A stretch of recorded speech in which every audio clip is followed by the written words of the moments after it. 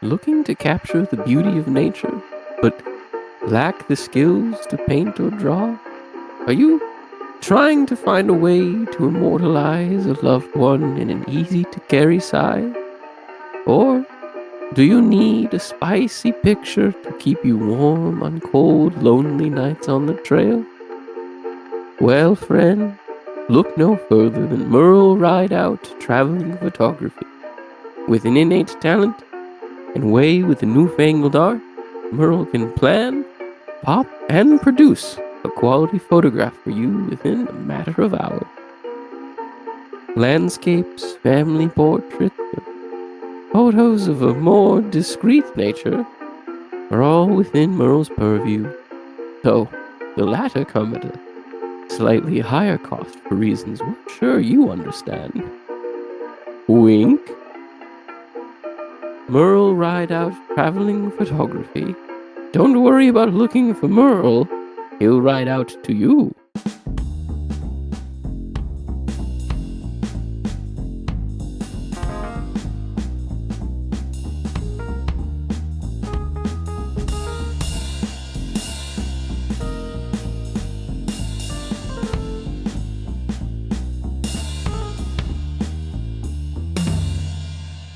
Hello, and thank you for joining us in Mapping the Zone, a podcast dedicated to a highly fixated review of large, dense books, specifically of the works and context of Thomas Pynchon. My name is Kate, and I'm one of the co-hosts. My name is Cody. I'm Will. Today we're going to be discussing Chapter 8, which comprises pages 81 through 96 of Against the Day. Before we go on, Luke is not going to be with us this week, so we don't have a summary for y'all. That being said, he'll be gone next episode 2, or is he back after that? Yeah, he's gone next episode as well. Okay, so it's just going to be the three of us for these next 2 episodes. What did we think about Chapter 8? What are y'all's general thoughts on these pages?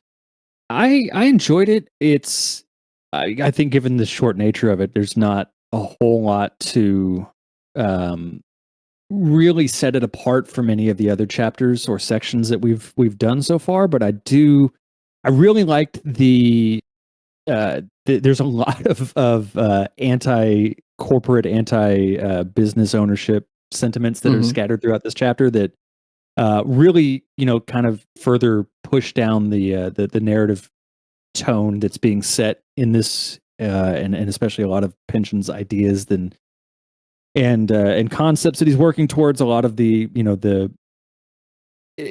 discussion of anarchism and its importance in assisting with the labor unions at the time and trying to undermine a lot of the really shitty ownership of these businesses and these especially like the mining corporations and the oil corporations that were getting their feet in the ground and really starting to enact these ruthless policies and procedures for the way they treated their workers and sort of stripping the humanity of the people who were working for them and generating their income. And so you see a lot of this in Webb's backstory that we kind of get here and understanding his coming into the mining world and the way he's bringing his kids up and kind of explaining to them the way the world works and that they need to be prepared for it and how to kind of get through it as best they can. Not a lot's changed since the time in which this chapter takes place.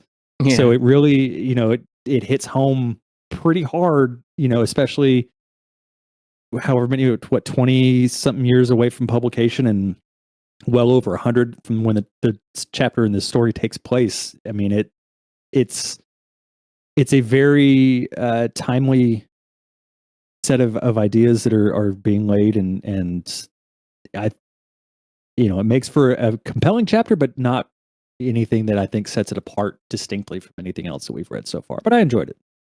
Yeah, I enjoyed it too. Certainly the elements of the relevance come to mind, like 100%. There's been a lot of labor action in the past couple of years in particular. Like as we're recording this, Starbucks workers are on strike, at least in the unionized locations. There's also like a massive Amazon strike that's currently going on at the warehouses and fulfillment centers that are unionized. and there's been some additional movement to promote um, unionized working and sort of the building of labor unions, especially in the last 4 years, as there's been kind of another step up in things from a hyper capitalistic perspective since kind of COVID happened more than anything else, I would say. So yeah, there's certainly a lot of elements of it that do like hit close to home. It's fairly simple as far as the actual like story that it's telling.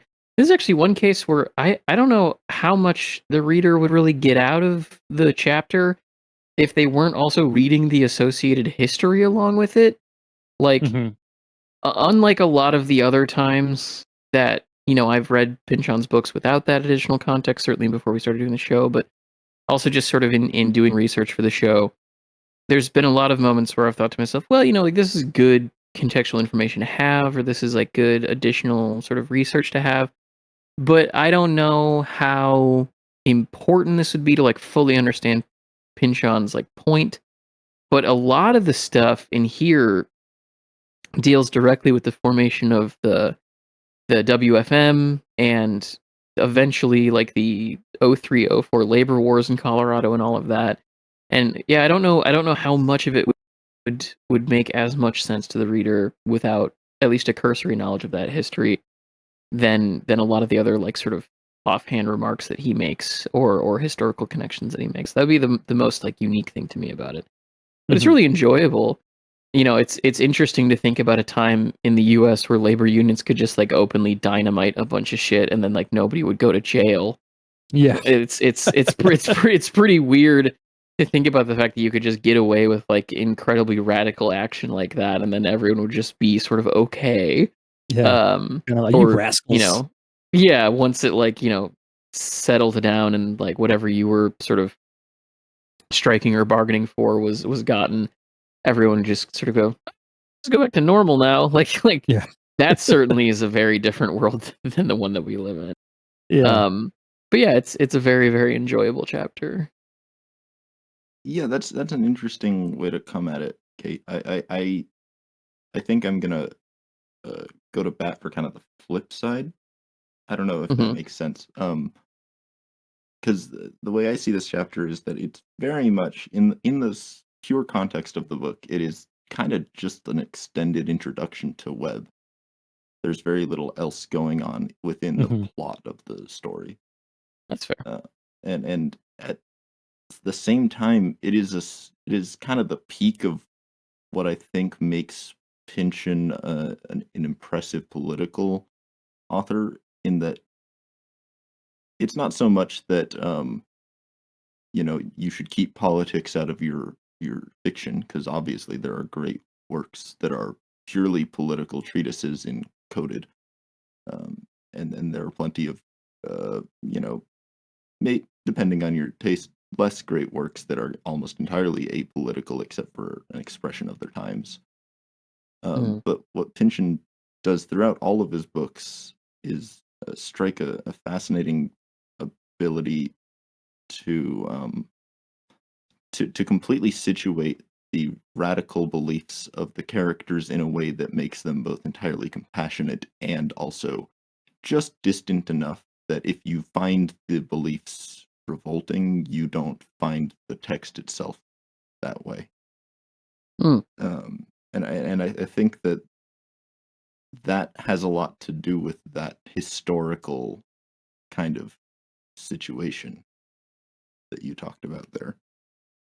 That's actually an incredibly insightful point, especially as it relates to when he eventually starts to kind of pass his trade down to his kids, and they recount all of that.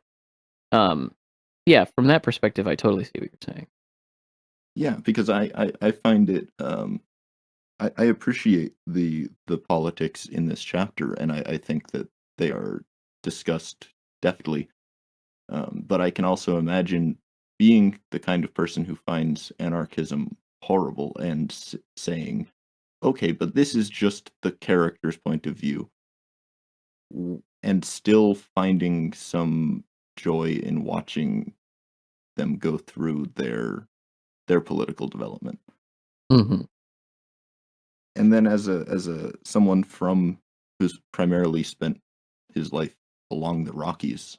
Gotta say, much like Kate's previous appreciation of Pynchon's love of the Midwest, the fact is that the Rockies are truly gorgeous. There's a ton of beauty all along that stretch of mountain, and it's great to see him turn his nature writing skills onto that region of the United States. Yeah, that is a particularly beautiful tract of American land that sort of lies just outside of Mason and Dixon, as far as where that stops. So they didn't get a chance to really open up any sort of descriptive elements of that. It's his nature writing, and I know we've talked about this constantly, especially in his works that take place in a pre urbanized Industrialized America. society. Yeah. Is absolutely stellar, and as much as I do love his descriptions here of the Rockies in that area, much later in the book when we shift over to the Balkans is some maybe his best nature scene writing among any of his books. Well, I think the other thing too is that he does draw a pretty explicit comparison between, you know, that region of the Rockies or the beautiful nature of that region to the region of the East when Webb is recounting his dream, which is one of the best sort of quotes in this section. So he's certainly selling his point of like, look how much better sort of untamed landscapes are, or you know, unindustrialized, you know, ground is. Like there's something beautiful about it versus, you know, what comes out of these highly urbanized environments. Yeah, you know, I don't think that I would have thought that this book would push me towards Ludditism in the degree that it has so far, but he makes a compelling case for it. Oh, for sure.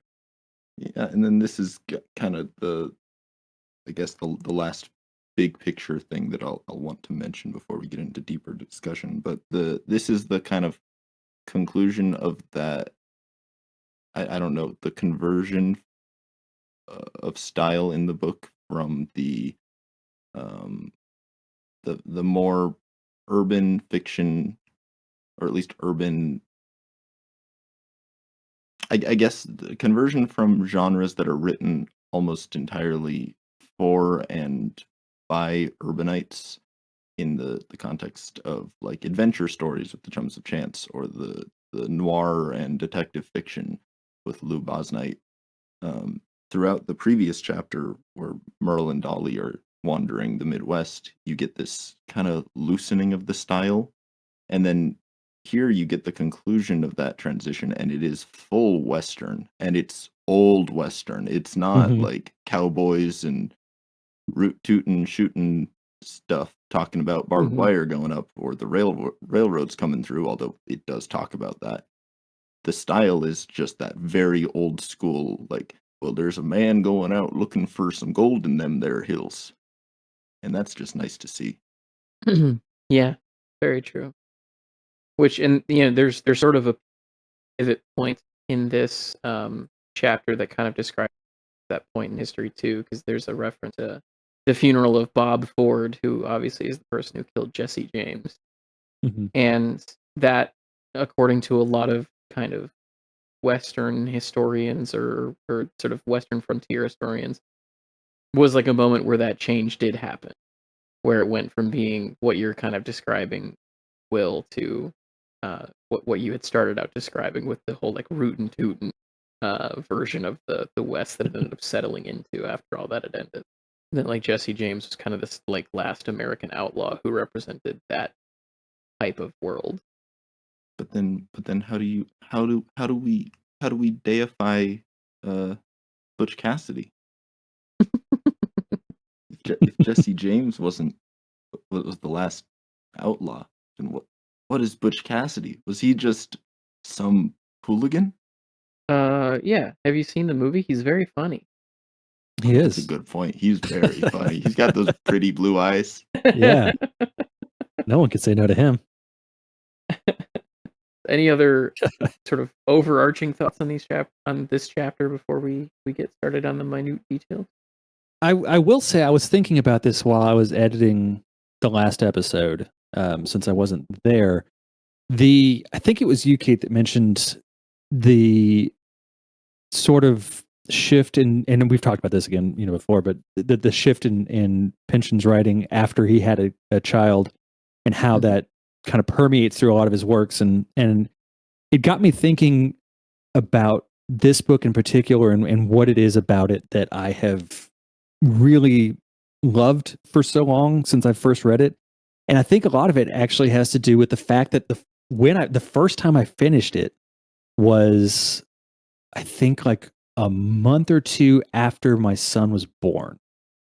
And so there's a lot, especially going through when I was reading this chapter, and especially seeing Webb's interaction with his kids and the way he was trying to prepare them for the world to come, and those moments and the many more that come throughout the book later. It kind of started clicking with me that that might be part of what it is that this book is so, there's a familial tone that runs through it, and the importance of family, and especially the bond between parents and their children. And I think that probably is subconsciously been a huge part of what has really drawn me to this book so much. So it's something I'm going to kind of be a lot more conscious of as we read through it again this time, and I'm going to try to keep an eye on those moments, and see, is this part of what it was for me? Is that having my own kid connected me to this book in that way because of these undertones and these plot lines that he's talking about. So there's a lot of familial stuff in it, even just to this point. So that makes a lot of sense. That's very sweet and all, but how did your kids take to dynamite when you introduced them to it? Oh man, it was like, I mean, we go out, we throw dynamite in the streets. The opening part of this chapter was just very reminiscent of every major holiday we've had, where we just toss dynamite sticks around to each other like a game of hot potato. That being said, the chapter opens with the July 4th holiday. Specifically, if you go back through the calendars, this is July 4th of 1902, because Vaco makes a reference to the fact that it is a 3-day weekend, and the time frame that the book sort of takes place in, that's really the only opportunity you have for a 3-day weekend off of July 4th.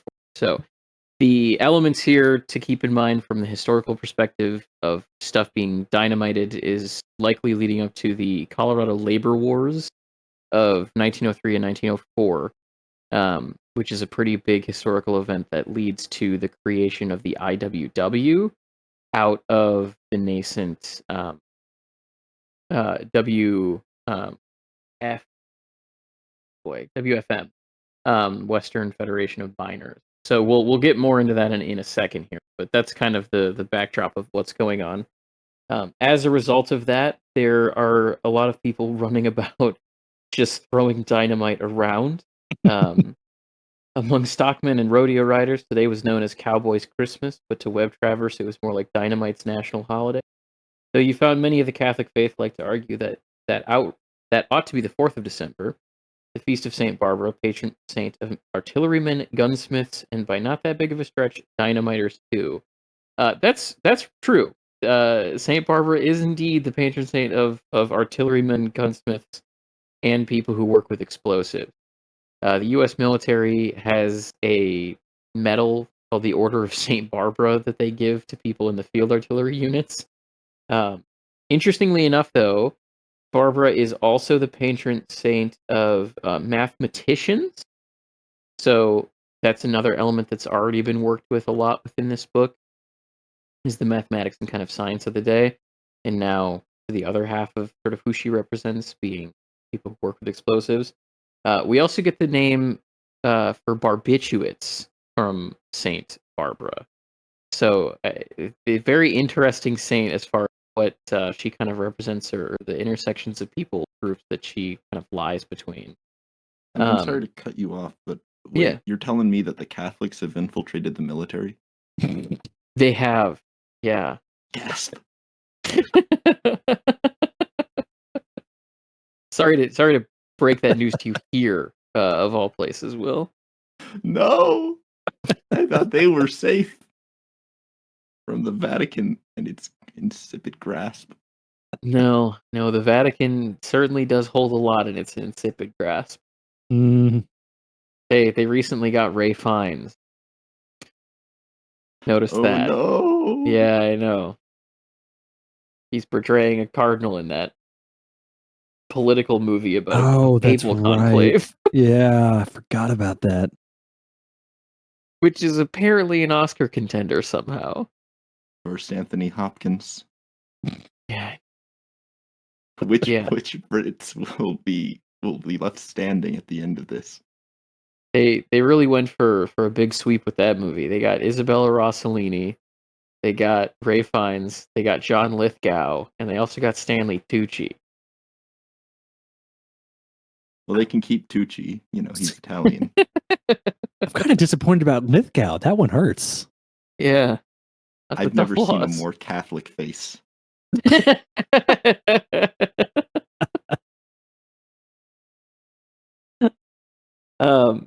The page goes on to say, everybody today, drovers and barkeeps, office clerks and hard cases, gentle elderly folks and open-mouthed reckless youth would be seized sooner or later by the dynamitic mania prevailing. They would take little fractions of a stick, attach cap and fuse, light them up and throw them at each other, drop it in reservoirs and have all-day fish fries, blast picturesque patterns in their landscape that'd be all but gone the next day, put it lit into empty beer barrels and roll down mountainsides and take bets on how close to town before it all blew to bits. Perfect day all around for some of that good old propaganda of the deed stuff, which would just blend right in with all the other percussion.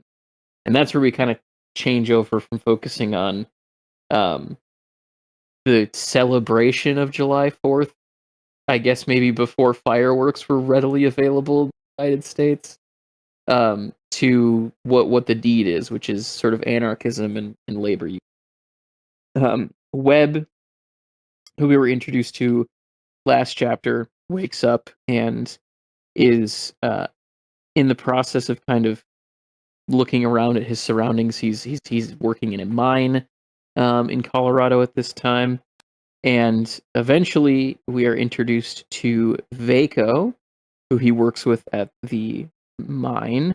Do we have any big overall thoughts on Vaco that we want to get out of the way before I go into a long historical explanation of Coeur d'Alene and Cripple Creek events? No, because that was really all that I could track to him at this part of the book. I had meant to dive further into those, but I just didn't have the time in the last couple weeks. So I'm glad you were I able to. spent an entire day I know. just reading about that shit. I'm excited to hear more about it because it really is. I'm generally fascinated by that kind of stuff, so I am ready to go. Yeah, all I have to say is that the general appreciation for Finnish representation. Sure. They're just an underrepresented Nordic nation. And I'm sure someone will be offended that I called them Nordic. But look, you gotta there's no other words. You gotta choose one. If there's any Russian people listening, perhaps they would be offended. Yeah. Which then would in turn lead to offense from any Finnish people who happen to be listening. The back and forth. I think there's some contention that like if you weren't in the Hanseatic League, you're not Nordic or something. I don't know. Mm-hmm. It's just politics of words is silly. Very true. So we do get in our introduction to him a line drop here that Vaco was a veteran of the Coeur d'Alene bullpens and the strike in Cripple Creek for an 8-hour day. He had quickly become known to all levels of the law up here, being a particular favorite of the state militia who liked to see how much pounding he could take. These are two of the most consequential individual actions that took place in the formation of labor unions in the States in the late 1800s and early 1900s. Outside of the coming labor wars that are about to hit a year after sort of the frame narrative of this chapter, doesn't it? I don't know how likely it would be for someone to be present at both of them, because they were in two pretty different locations and also involved very different sort of industries from a perspective of what was being mined. It is certainly possible because both of them involved the exact same labor union, but they are a series of very, very consequential moments in American history from a labor perspective. So the former of these, the Coeur d'Alene bullpens, was an event that began in Shoshone County, Idaho. In that area, there were several what they called craft unions, where you were not organized based upon your industry, which is what we kind of have now. You were organized by your craft, right? So like a easily explainable sort of analog to this would be that if you worked in an organized kitchen, right, then there would be a craft union for all of the sous chefs. There'd be a craft union for all of the chefs de cuisine. There'd be a craft union for the bus boys. It was sorted by job rather than actually any kind of industry. In this area of Shoshone County, there was a lot of major mines that produced all sorts of different rare earth minerals, and then also raw like iron ore and a lot of other just sort of precious metals in particular that would then get shipped out to be made into buildings or steel or any of the kind of elements of expanding industry in the United States at the time. What happened actually before all of this stuff that I'm about to sort of unpack was that the owners of all these individual mines decided to band together to form the Mine Owners Association.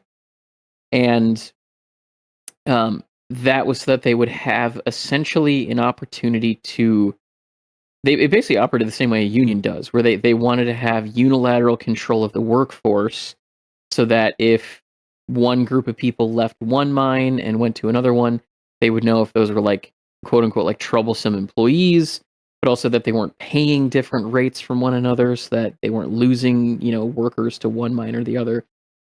They kind of saw the benefit of an actual labor union and did that for themselves first. In the Coeur d'Alene district, they were shipping about $4.9 million worth of lead, silver, and gold in about a year. So in 1891, that was the total value of their exports, which changes over to about 150 million in 2023.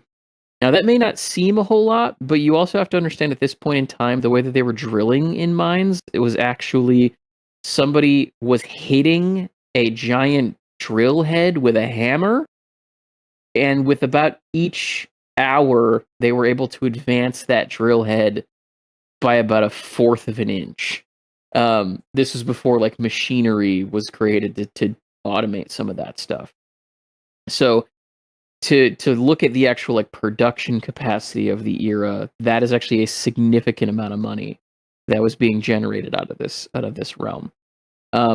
As a result of that increase in drilling capacity and work, the railway companies, which will then be later referenced in this chapter as being kind of the ultimate evil, or at least a background evil for everything, decided to raise the rates on hauling specifically ore. And this happened as a result of an increased capacity of mining ability because they created automated drills. So the introduction of new hole boring machines led to an increase in the amount of ore that could be extracted in a given time, while also cutting back on the actual labor you have to spend. So those guys swinging hammers to hit a drill head weren't as necessary anymore. They could have just machines do that for them and then have guys go in and either blow out the rock that didn't contain ore or pick out the actual ore that they want. So in a preemptive move, the railway companies decided to increase the cost of shipping ore in particular because they knew they were going to have to ship more of it, and because they knew that the Mine Owners Association was going to have to move it out of there. They couldn't just like store it in Coeur d'Alene, Idaho. So with all of these jobs getting displaced for single jack and double jack miners, those are the hammer hitters, the workers decided to start to organize a bit more vehemently. And as a result of that, the MOA decided that they were going to take all of the guys that used to be what they considered to be skilled labor, the people hitting the drill heads, and then just lower them down onto the totem pole to work as like introductory jobs guys. Like the people who were either assistants or doing like grunt work used to be these people who considered to be pretty skilled labor, and they also docked their pay in accordance to that. And so the MOA then decided that the best thing to do overall to offset these increased shipping costs was basically just to lower the pay for everyone. So they were offsetting that cost by just spending less on payroll, basically. And then also deciding to increase your actual workday from 8 hours to 9 or 10 hours, and then your work week to 7 days, except for occasional Sundays off if you didn't have a particular duty that needed to be done in the mine. I don't remember the specific name of like what that duty was that you had. So this was pretty untenable, obviously, for all the miners.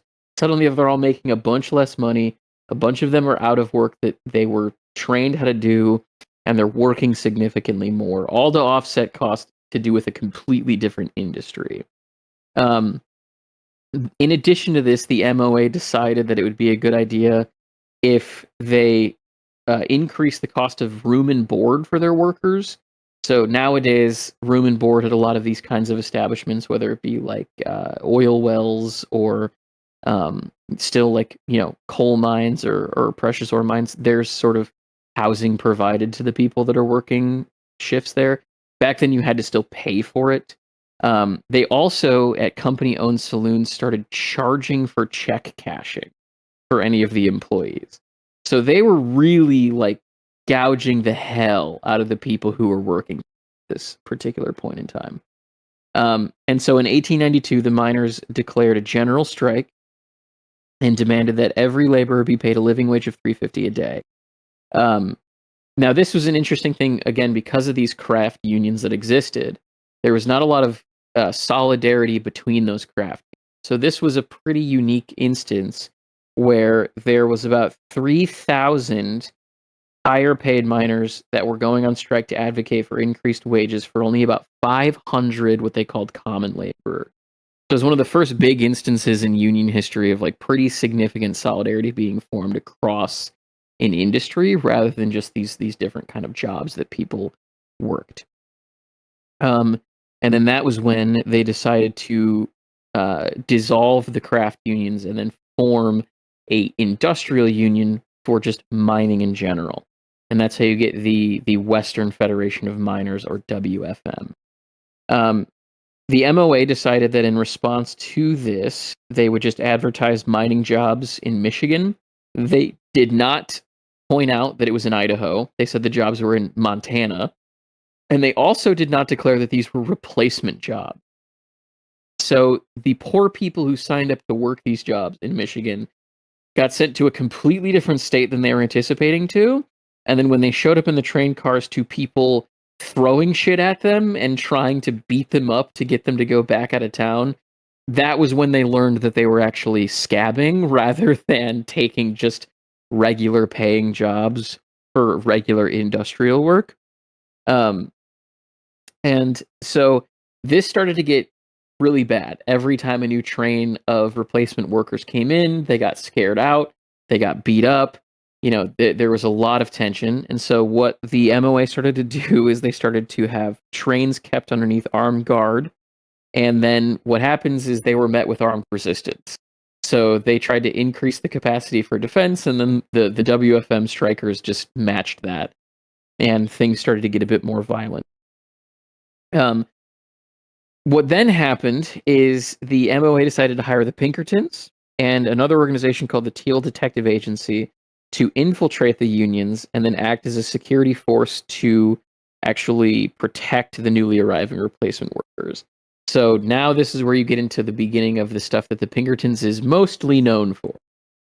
Prior to this period, they didn't do a lot of this work as far as like strike breaking and infiltration was considered. They were like genuinely kind of detectives in the sense that you'd hire them to look into something.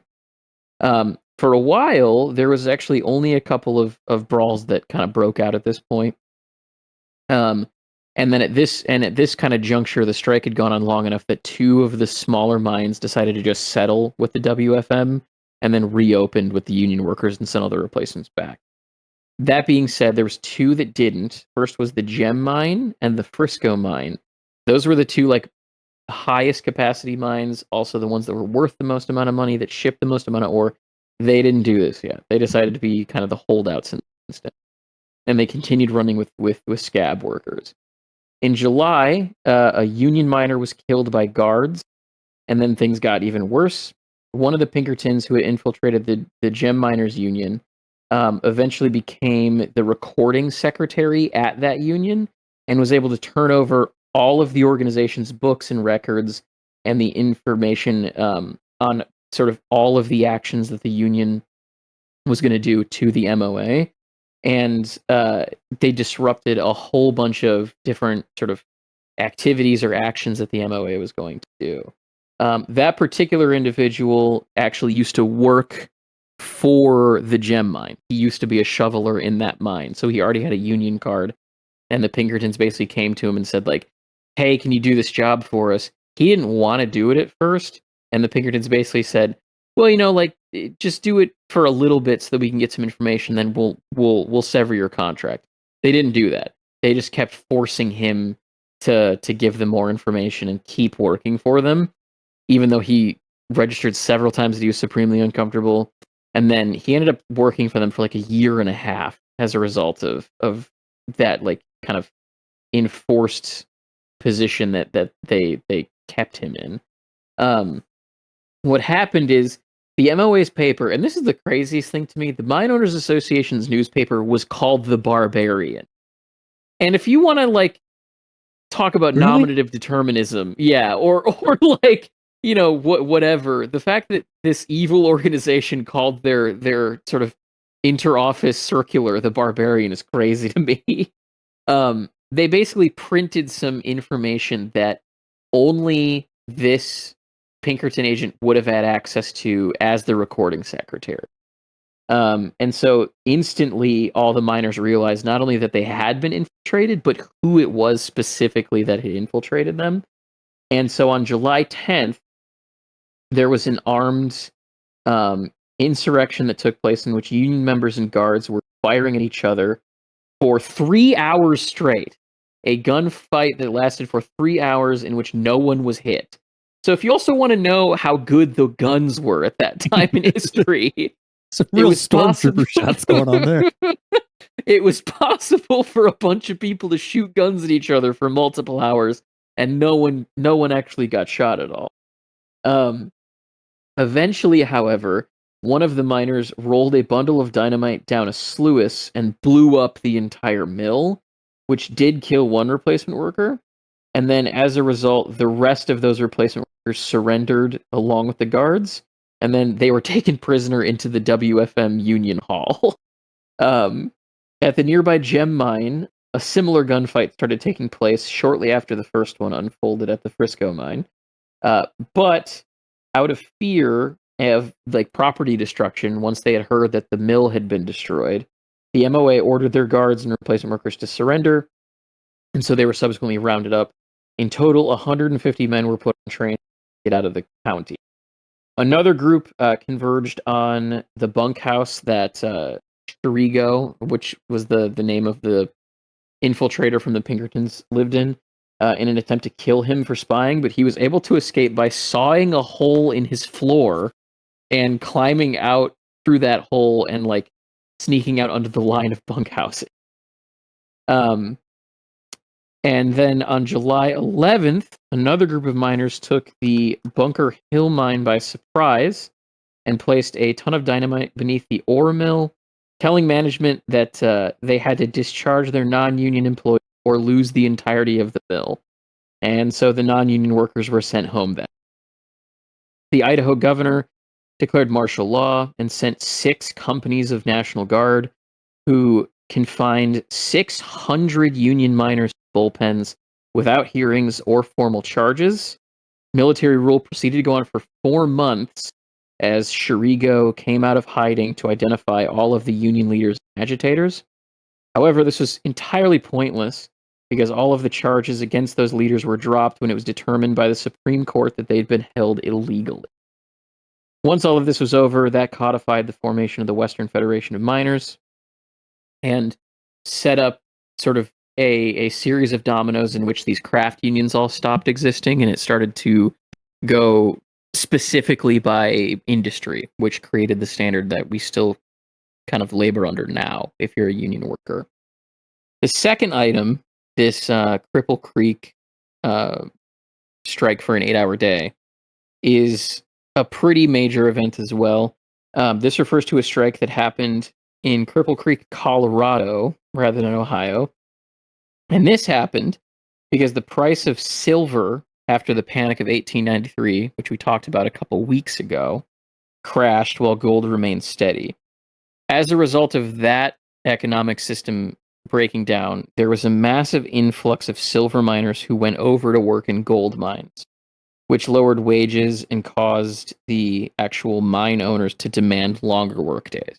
They basically said, like, hey, there's thousands more people who could do these jobs, so either do it for less money and for longer hours, or we'll get somebody else to do it for you. And as a result of that, the owners of the Cripple Creek mine specifically said that they would be increasing the work day to 10 hours a day with no pay increase. The miners that had already unionized underneath the WFM at that point, because this takes place after the Coeur d'Alene bullpens, proposed that they would work only the 8-hour day. They're not going to work 10 hours. So the owners responded by saying, okay, well, if you're only going to work 8 hours, then we'll lower your wage to $2.50 from $3. And the miners then decided that they were going to demand 8 hours at $3, which was basically just continuing the deal that they already had. That wasn't met, so they go on strike. Small mines essentially said, whatever, this is not worth our time. We're going to just agree to their terms and move on. So just like in the Coeur d'Alene situation, it was the large mines and the most valuable ones that did not go along with what it is that the union workers wanted. And in particular, Cripple Creek, which is one of the most profitable mines in the area, was one of the longest holdouts. By the end of February, the holdouts out of these major outfits had been going on so long that the entirety of the smelting industry in Colorado was working under part-time hours because there just wasn't enough work to keep the smelteries open for full-time hours. There just wasn't a reason for it. And then a lot of the other sort of like smaller industries that were supported by ore extraction and mining just started to close because they didn't have any actual money to work with. And because Cripple Creek didn't have a ready supply of replacement workers to come in, they weren't producing anything. So this was actually a huge impact on the economy, this holdout that they were doing. The WFM tried to get replacement workers who eventually came up to Cripple Creek to join the union, but when they didn't agree, they just basically resorted to threatening them, and then they would leave. So for quite a while, they would send trains of replacement workers out that they had recruited. They'd get threatened, they would just go home. Now, this went on until March 16th, kind of this phase of the event, when a group of sheriff's deputies were ambushed by 16 WFM miners while they were en route to one of the mines that was holding out and just beat the shit out of them. Like, they were there to protect a train of replacement workers that came in, and they got attacked en route to that mine to do so. The judge who heard the case, and it's wild to me that this was allowed, was a card-carrying member of the WFM. And so, for some reason, he was allowed to go on being the case. I guess they didn't have conflicts of interest back then. And he just basically ruled that the miners had done nothing wrong and decided to charge the sheriff's deputies with a crime instead of the miners, even though that was not how this whole thing came about in the first place.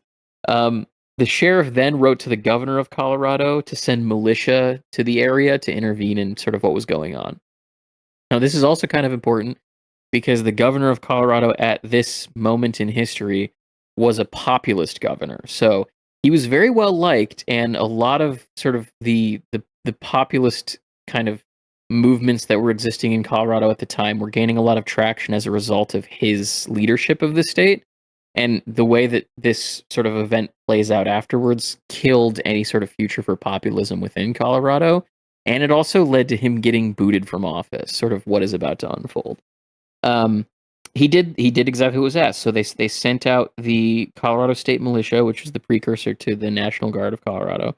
And when the militia arrived, they were like, "It's tense here, but there's nothing crazy going on. Like nobody's beating anybody up. Everything seems to be fine, but there is a lot of tension in the air." So they went and spoke to the WFM leaders, and they basically said, like, "We'll answer whatever questions you have. We'll cooperate. We'll tell you who, is who and who's leading this aspect of our organization and who's leading that aspect." And so the militia was like, "There's really not any reason to be here," and so they just left. So the mine owners then just decided to close the mines. So for the mines that were holding out, the owners realized that they were sort of running out of ground here, and they just decided to close up shop. And then they asked the sheriff to arrest the president of the WFM for that local area, and then 18 other miners, as well as the mayor and the town marshal of Altman, where a lot of this stuff was unfolding. They just asked the sheriff to do that. And so the sheriff decided, yeah. So he goes ahead and arrests the union president, 18 union leaders, the mayor, and the town marshal. They all go to court, found not guilty of anything. But as a result of this, fights between union workers and scabs began to escalate. And eventually a bunch of WFM workers broke into storehouses where guns and ammunition were stored and stole all of them. By May, the owners came back to the union and said, "Okay, we'll do 8 hours at $2.75." But that offer was turned down by the union as well. Then the owners, they sort of realized that, again, there was no good way out of this. So they just decided that they were going to bring in hundreds and hundreds and hundreds of replacement workers, with the theory that, yes, a lot of them will get threatened and ran out of town, but not all of them will. So there's a number that if we bring in that many people, we'll have enough people to actually open the mines back up and get back to regular production. And so they did exactly that. They brought in hundreds of these replacement workers after those talks had broken down. And then the sheriff was called in simultaneously as all of these workers were coming in on trains. And they said, "Look, is there any way that you have the resources to deputize enough people to protect all of these replacement workers?" And the sheriff was like, "No, I maybe have the resources to have 4 deputies because there's 10 people who live here, but I don't have that much money or resources to do what you're asking me to do." So then the mine owners just went, "Okay, if we gave you the resources to go deputize 100 random people and create a security force, could you do that?" And he said, "Yeah, I could do that." So he went down to Denver and he hired a bunch of ex-military and ex-police officers and firefighters to become deputies in Altman and start working for effectively the mine owners, but they were technically sheriff's deputies for the city of Cripple Creek. As a result of that, the WFM decided to arm themselves with all the stolen weapons. They then brought in a former army officer to lead strike tactics. They built a fortified camp at the top of a mountain, and then they began drilling in maneuvers every single day to prepare for whatever may come next.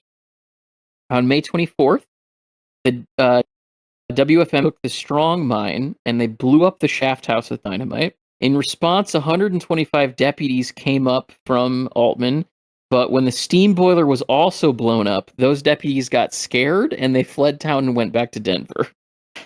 On May 26th, the owners then gave the sheriff the amount of money to raise his private army from about 200 to 1,200.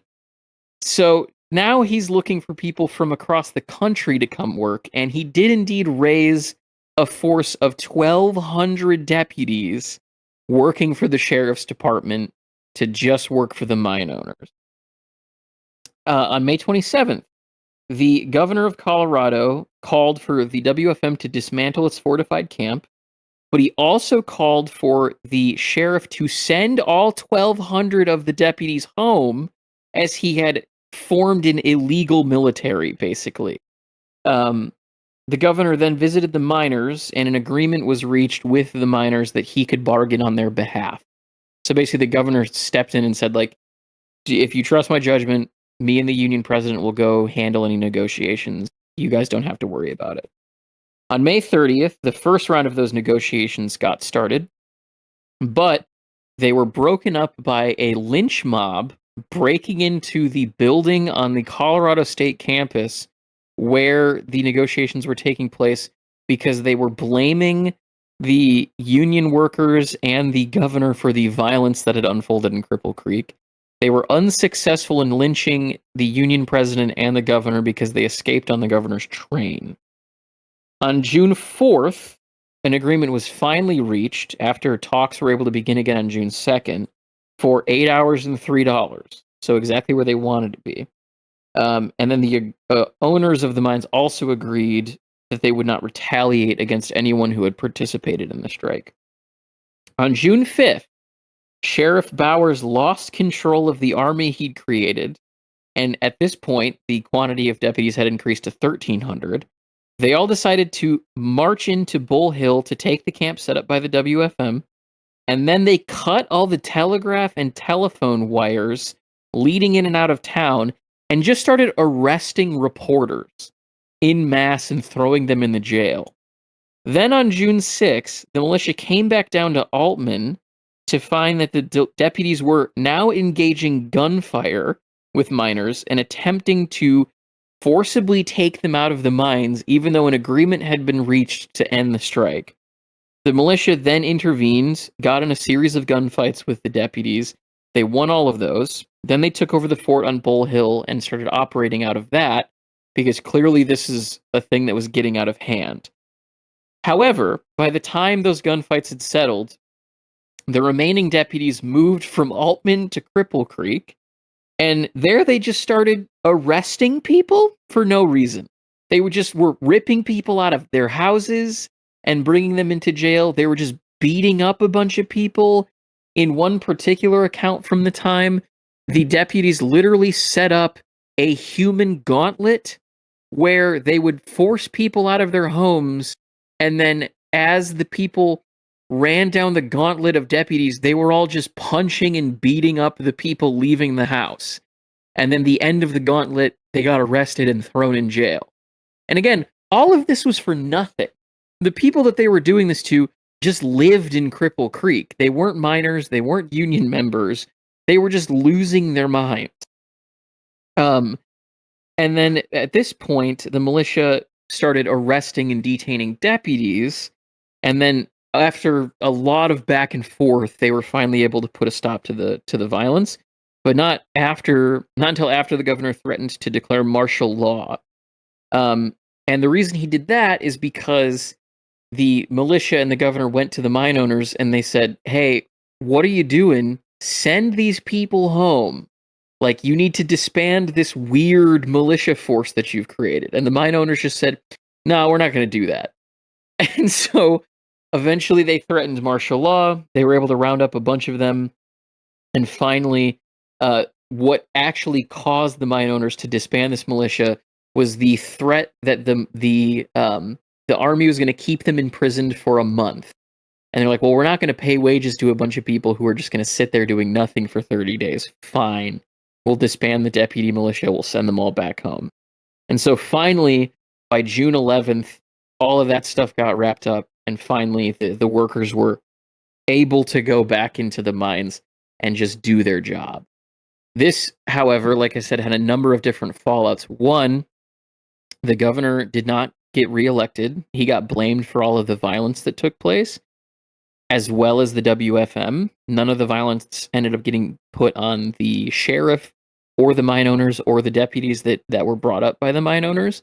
And as a result, like, the populist movement that was gaining traction within Colorado died. It also forced the WFM to significantly step down the radical action that it took. It also pushed them to being more of a leftist organization, because prior to this, they were sort of allied with right-wing or Republican sort of politicians and politics. But as a result of the lack of support from those political parties, they started to move left towards a socialistic viewpoint, and then finally, once the actual like labor wars of 03 and 04 came just a couple years later, the WFM disbanded completely to get folded into the IW. So this in particular kind of is the event that created the union movement that Pynchon is talking about. From the constant use of dynamite to the leftist politics to the kind of like abolitionist mindset that a lot of these people have. That really all started here. It didn't last very long, unfortunately, because, as time went on, there was less ability for these miners to get favorable treatment because of, judges that clearly couldn't actually put themselves in a impartial case in this instance. But, other things like enforcement methods stepped up to figure out who was potentially being agitated. The mine owners started doing blacklists after this. They also started keeping track of the workers who were considered to be more sort of agitative propaganda like individuals within the unions, and the people who really had the ability to push forward some of those radical actions. So all of that stuff that kind of starts to get talked about at the end of this chapter happened after the Cripple Creek situation unfolded, and then on top of that, this is really the point where the Pinkertons started to be used exclusively for strike breaking and for infiltration purposes.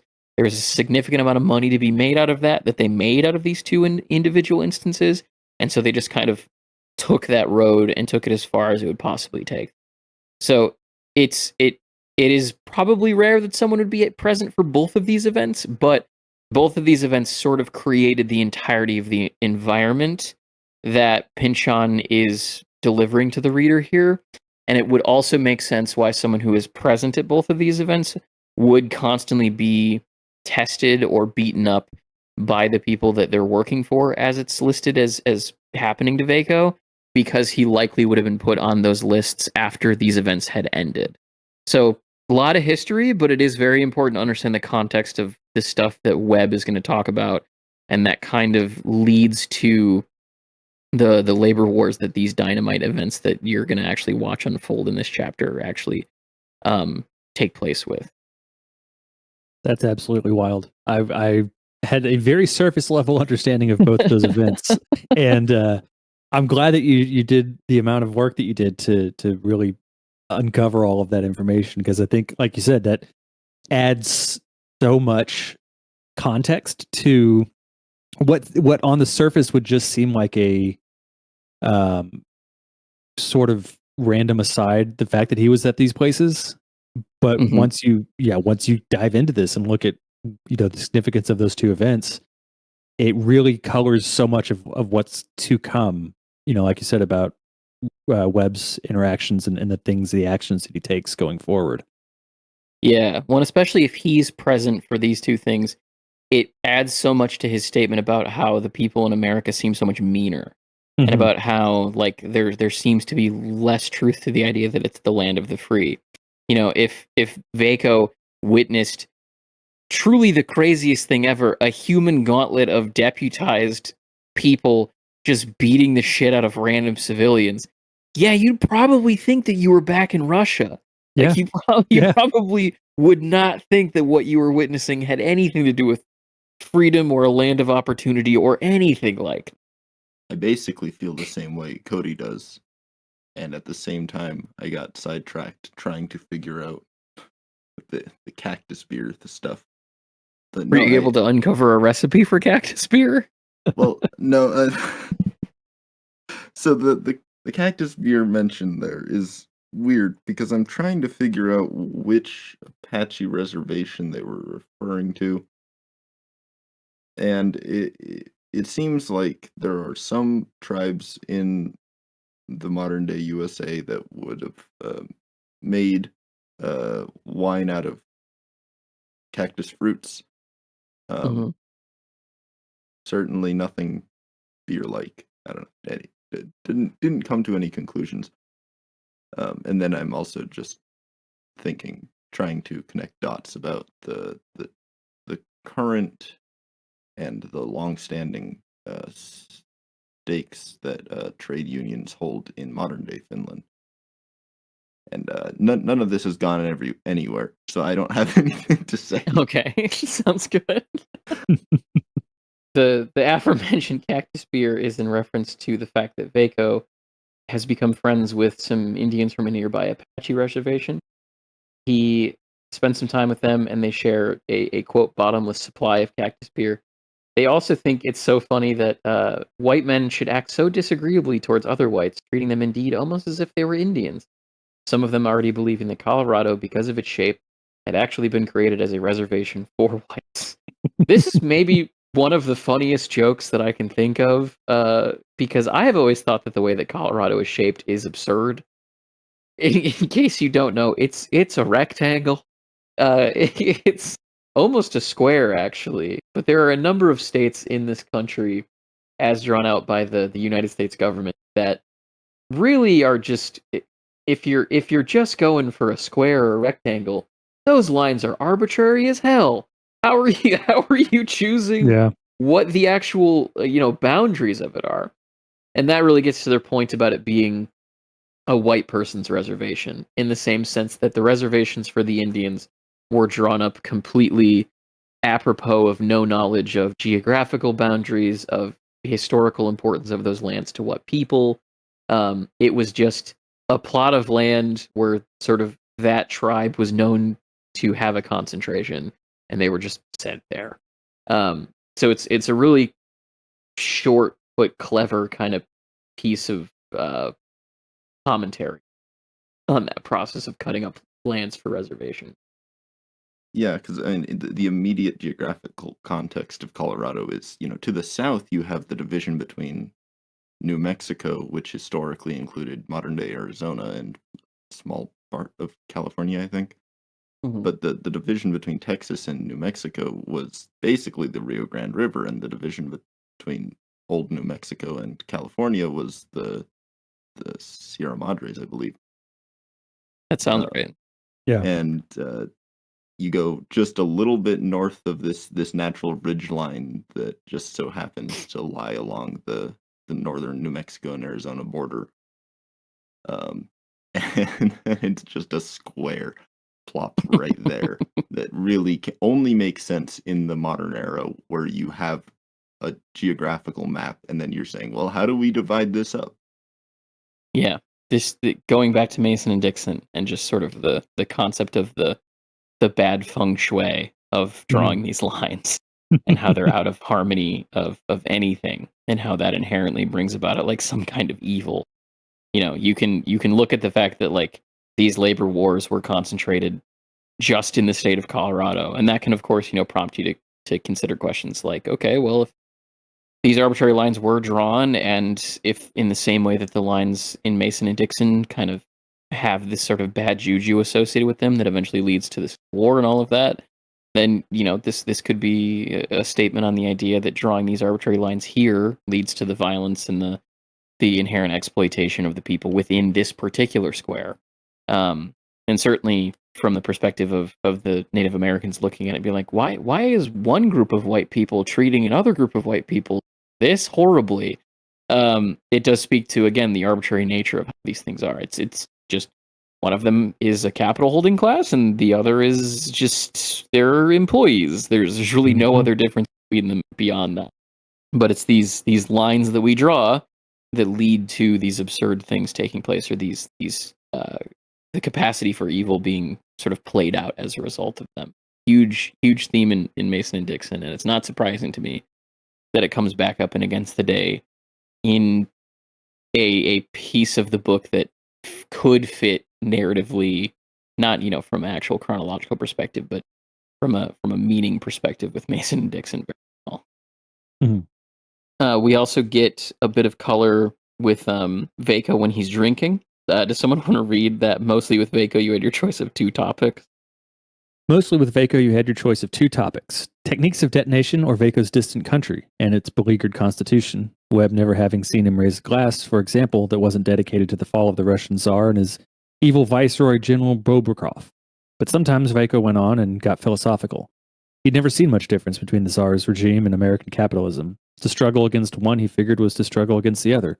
Sort of this worldwide outlook. was a little worse for us, maybe, coming to the USA after hearing so much about land of the free, thinking he'd escaped something only to find life out here just as mean and cold. Same wealth without conscience, same poor people in misery, army and police free as wolves to commit cruelties on behalf of the bosses, bosses ready to do anything to protect what they had stolen. The main difference he could see was that the Russian aristocracy, after centuries of believing in nothing but its own entitlement, had grown weak, neurasthenic. But American aristocracy is not even a century old, in peak of fighting condition, strong from efforts it took to acquire its wealth, more of a challenge, good enemy. So there's a bit of historical context there in a reference to Nikolai Bobrikov. I don't know why it's spelled differently in the book than it is if you actually look up who this person is. But essentially, he was appointed by Tsar Nicholas II as the Governor General of Finland, as well as the Governor General of the Finnish Military District. When he went into office, he came up with an 11-point plan, which I will read to you now, which is insane. And it does make sense as to why any native person of Finland would hate this guy's guts. 1, unification of the Finnish military. Okay, not too crazy. 2, restriction of power of the Secretary of State. So the person who oversees the duchy, take that guy's power away from him. Mm-hmm. 3, special tribunals for dealing with cases known to the duchy. So, okay, the duchy doesn't have to deal with any kind of sort of lawmaking or legal cases at all now. This just goes directly to me. Number 4, adoption of Russian as the official language of the government. Number 5, bringing universities under a tighter control by Russian authorities. Number 6, allowing Russian citizens to hold political offices in Finland. Number 7, it is the discontinuation of Finnish marks as the official currency of Finland. Number 7, the removal of customs borders between Finland and Russia, and marrying all Finnish customs into Russia. So goodbye economy. Finland doesn't get its own economy anymore. It's just ours. Number 8 rather, the importation of Russian newspapers to Finland to spread propaganda. Number 9, redesigning the festive celebrations of the Senate. Number 10, redesigning the role of Governor General. So this just completely destroyed the autonomy that Finland used to have. And it was the result of a February manifesto, which is a pretty famous piece of legislation put forward by Tsar Nicholas II, that in a grand historical context is kind of interesting, because what Tsar Nicholas II wanted to do with that manifesto is basically say, like, let's unify all of these countries that are kind of under the Russian umbrella, and that would have created a sort of boundary line similar to the USSR, only, you know, a few decades later. And so, like, Finland was not down for this at all. They hated that guy's guts. And the way that he thought of to try and win them back was and this is a weird thing, they took a bunch of peasants from Russia and ferried them over to Finland with the explicit instructions that these old women and old men were going to go around the country claiming that the land was going to be redistributed from wealthy landowners to peasants. So they basically paid a bunch of poor spies to go talk about false plans to redistribute land. And the way that they went about doing it was referring to the land redistribution that had taken place in Russia a little bit ago. And interestingly, you have, and this is where you get into kind of like duality and capitalism and all that stuff that we've been talking about for all of the episodes of this book so far. You have this oppressive government doing something that is explicitly kind of coded as either populist or somewhat communistic in nature or anarchistic in nature, this idea that you're going to take vast tracts of land from the wealthy and redistribute it to the poor. But the people in Finland who defeated this attempt at popularization were actually the trade unions, the student organizations, and like the leftist radicals in the country.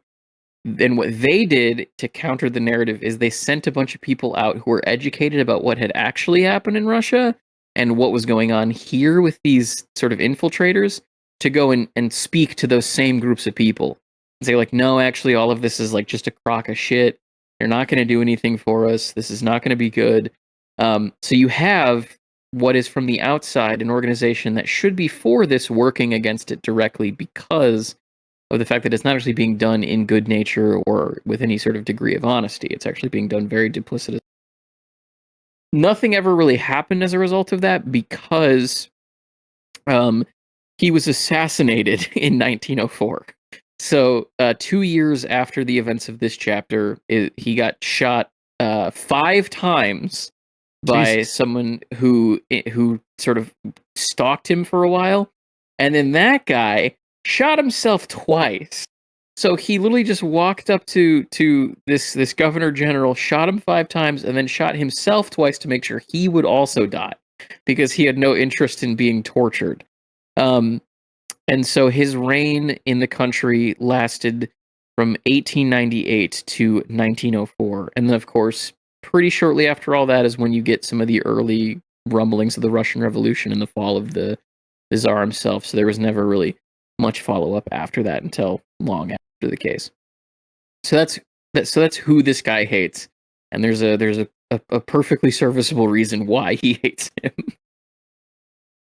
We also get an interesting line from Vaco in this same section where he says, "You think they're too strong for the workers?" At which Vaco's eyes would grow pale and illuminated from within, his voice issuing from an abundant and unkempt beard, which suggested even on his calmest days an insane fanaticism.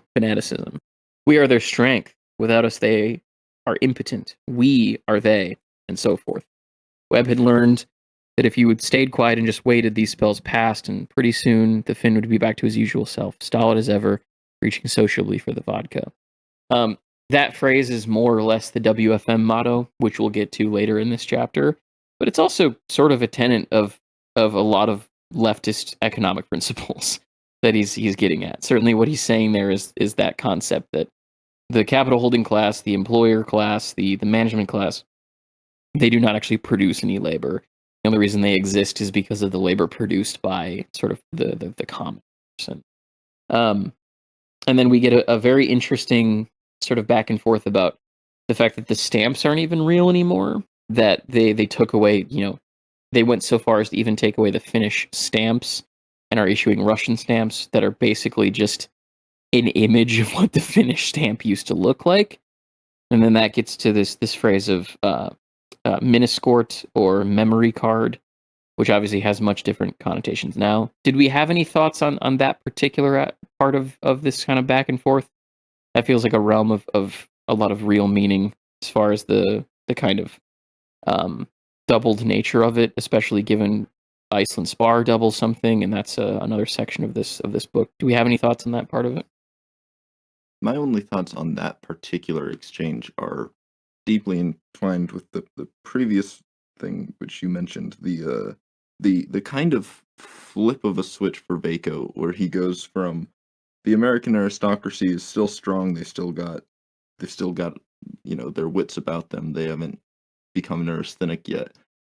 It flipped with the idea that somehow that is different from the Russian aristocracy, despite the fact that both aristocracies are entirely dependent upon the working class to maintain any of their wealth or any of their power by virtue of how power functions. Mhm. And so the postcard being a facsimile of itself, being essentially like a self-conscious counterfeit that is endorsed only by virtue of being called a counterfeit, even though nothing about it is distinct from previous native Finnish postcards. There's no firm distillation of those thoughts, but there is a lot of meaning in that duality there.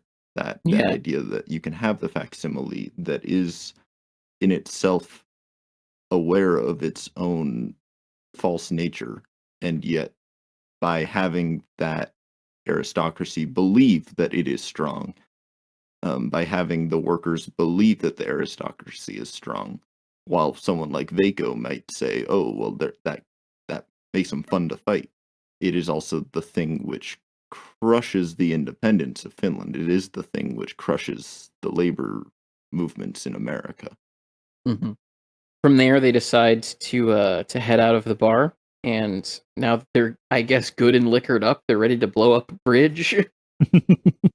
And so they go out to a particular bridge where they start tying bundles of dynamite to the sort of connection points that would support the bridge the most, so that they can guarantee that it'll fall. Those are called iron fink trusses. This is where we also get the line that it's a 3-day holiday, which tells us that they're currently in 1902.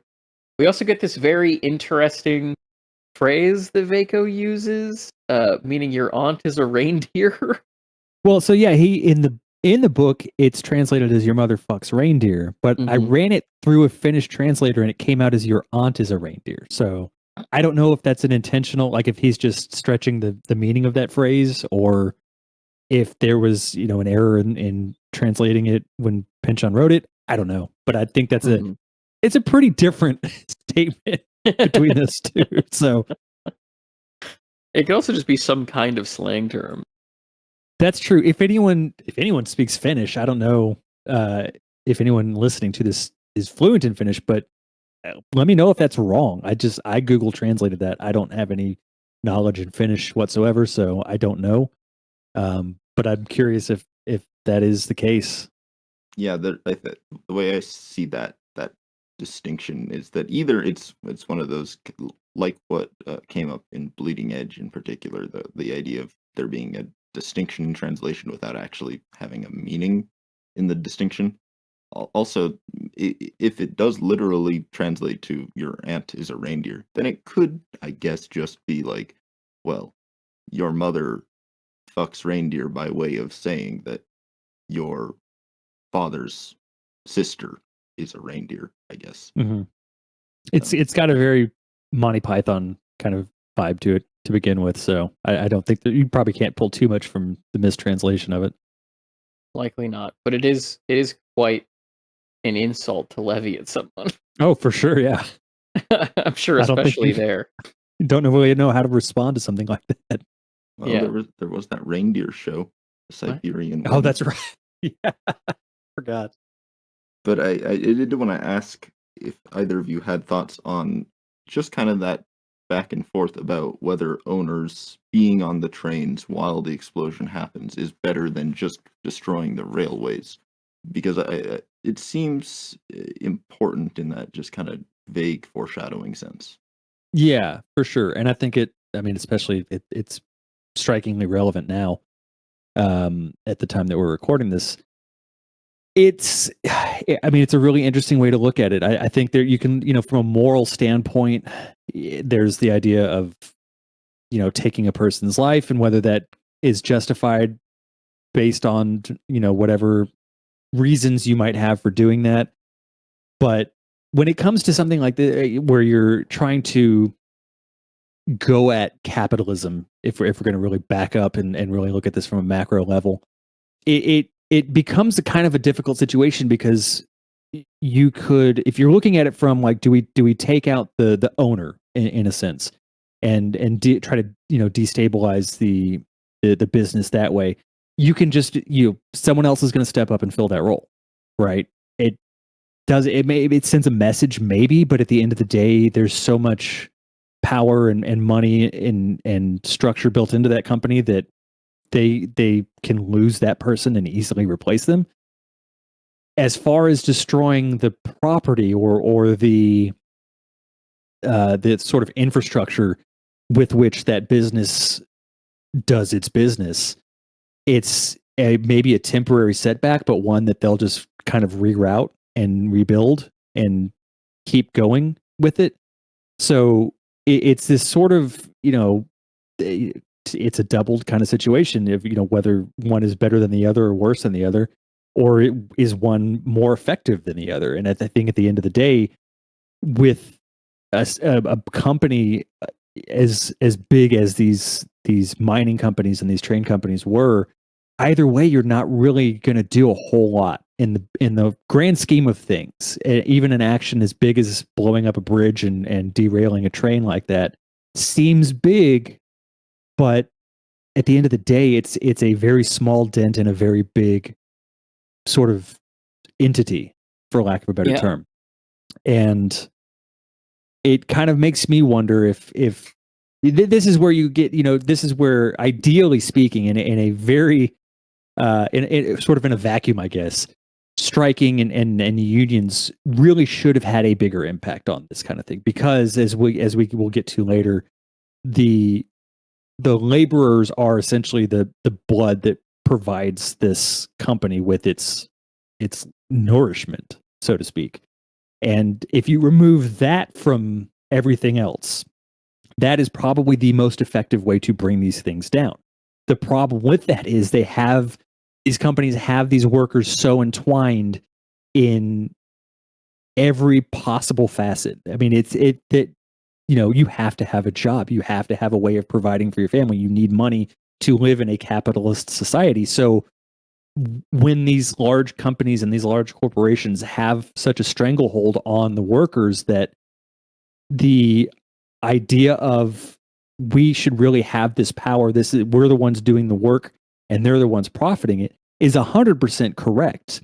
But there's no real surefire way to take that away from them without sacrificing your own well-being and your own livelihood, or ultimately what's probably not going to end up working, because at the end of the day, so many of those people that you could rally together and would need to rally together to really drive that home and really have a meaningful impact just can't do that.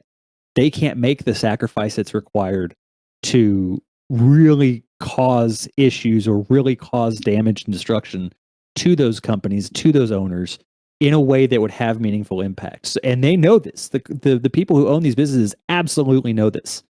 And so they're willing to take a bridge going out. They're willing to lose a CEO or an owner because those are easily replaceable. And because they're easily replaceable, they can continue to use that power and the money that they have to suppress the workers where the real power lies, because they don't have the ability to really rise up and overthrow that in a way that would cause actual change, which sucks. I hate saying that because it really, really sucks. But that's what it is. Yeah, I mean, I think that a lot of that thought process is kind of what this chapter is about, is like, what is the value of what we are doing, or how can we extract the most value out of what we are doing? Is it killing the owners? Is it killing the people at the top of the food chain, so to speak, or is it destroying the infrastructure? Right. And he kind of goes on to describe this dilemma after this sort of back and forth, where he's like, well, certainly the owners of these places do deserve to die because of how they treat people, but that isn't going to have as much of an impact on the working operations of these industries because they can just replace those people. But if I'm going to go after the actual sort of working foundations, if I'm going to blow up a building or the mill or, whatever, chances are I'm just going to end up killing a lot of innocent people. Are those people actually innocent, though? If they're scab workers, can you say they're innocent? Or, if they're producing something that is, that has an inherently immoral bend to it, are they truly innocent people? These are questions that the chapter poses with no specific answer, I think, on purpose, from a perspective of, that is a question that you just have to answer if you're going to be participating in these actions, because it is truly a dilemma. Like, yeah, you can go blow up a mine building, but you're probably going to kill some people that are working inside of it, as he illustrates. You can kill a guy who's an overseer, but they're going to replace him. So it's this question of like what it is that is going to have any effect, or what is going to have the best chance of effect. I mean, a lot of this stuff is particularly relevant now, given that the United Healthcare CEO just got capped in New York a couple of weeks ago. And, they're just going to replace that guy with something else. But when you really, yeah, of course they have. But when you look at like, okay, if you wanted to destroy United Healthcare as a entity, how are you going to do that? Right? Like, you can kill every single person on the board of directors. You can kill every single like chief level officer in the company. You can kill all of the kind of like management class of that company, but the company still exists. It's fucking publicly traded. So what are you actually able to destroy in that instance, right? Like, and that same thing applies to like Starbucks and the workers that are striking there. Like, okay, you can go kill the CEO, you can go kill all those people, but again, the company's publicly traded. There is going to be an opportunity for other people to come into that place. What is in effect the thing that you are accomplishing? And I think that what this really gets to me in my mind is going back to Pynchon's essay about, is it okay to be a Luddite? There was this time when the Luddites were freaked out about the consequences of industrial society as a result specifically of an automatic loom. And so what they did is they just destroyed the automatic loom. They just went into places and they busted up the frames and they made them unusable. Because they thought that if that piece of technology was allowed to exist, then, the rest of those sort of dominoes would fall, so to speak, right? But if we destroy that particular thing, then that doesn't happen. And I think that what this prompts most sort of at the forefront of my mind is the idea that when you advance far enough into a capitalistic society, you can't do that anymore. There's not just something that you can point to and be like, hey, this weaving frame is the end of society, so we should just go destroy that. Like, how do you destroy a multinational corporation? How do you destroy a railway company? How do you destroy a mining federation? You really can't. Just like how you can't really destroy a healthcare company or, a giant coffee retailer. Like, these things exist beyond what is normally sort of the bounds of what we would define as an extant entity. Like, something in that almost doesn't make sense. Like, you can buy Enron stock. Like, that is still a thing you can do because they were a publicly traded company, and even though the company doesn't exist anymore, there's no office building, there's no one working in that, you can still somehow engage in a capitalistic enterprise with that entity that is dead, right? And in a way, that sort of breaks the reality of action in a lot of ways because you'll never be rid of it. And so that leads to that dilemma of what is actually effectual to do here? What is actually going to achieve the result that has any sort of genuine momentum or any lasting impact? It speaks to kind of a lot of the themes in my mind in Gravity's Rainbow. Technology can get to a certain point where like it breaks an understanding of what is possible, or it steps into that realm of like science fiction, right? But it exists in reality. I think the same thing is kind of true here, where it's an illustration of the idea that like you can't just go do one thing and say that you're done now. It's more complicated. It's more difficult than that. Yeah. No, we have fed the concept of capitalism to the point that it has become a Lovecraftian nightmare. And there's just nothing you can do but stare at it in abject horror and watch as it tears us apart. There's no part of it you can target, like you said, that will bring the whole thing down. It is such a complex and unfathomably intricate and deep set part of the world in which we live that it's just this unkillable thing at this point. And I have to wonder, I was thinking about this while I was reading this chapter, and I have to imagine he took influence from this. If anyone listening, if this is, I don't understand how you could read this book and not really be into this concept, these themes. If you want more of this, maybe not with the same level of prose and character work that Pynchon has, but if you want more of this thematic idea, check out B. Traven's Jungle Novels series. B. Traven wrote, I don't know if y'all have read any of his stuff. It's been a long time since I have, but he famously wrote The Treasure of the Sierra Madre. But he also wrote a series of highly anarchistic novels in the 1930s that dealt with a lot of these kind of themes of overthrowing capitalism trying to work out how one could go about dismantling a system like that. Really cool. It's really good stuff. It's like I said, it's not as layered and intricate as something like Against the Day or Gravity's Rainbow, but it's playing with a lot of the same themes, and I have to imagine Pynchon has read his work and taken influence from it. Yeah, and I throughout this chapter in particular, I kept thinking, okay, do I want to bring up Traven, whatever? We could do a whole Yeah, like bonus episode on this stuff.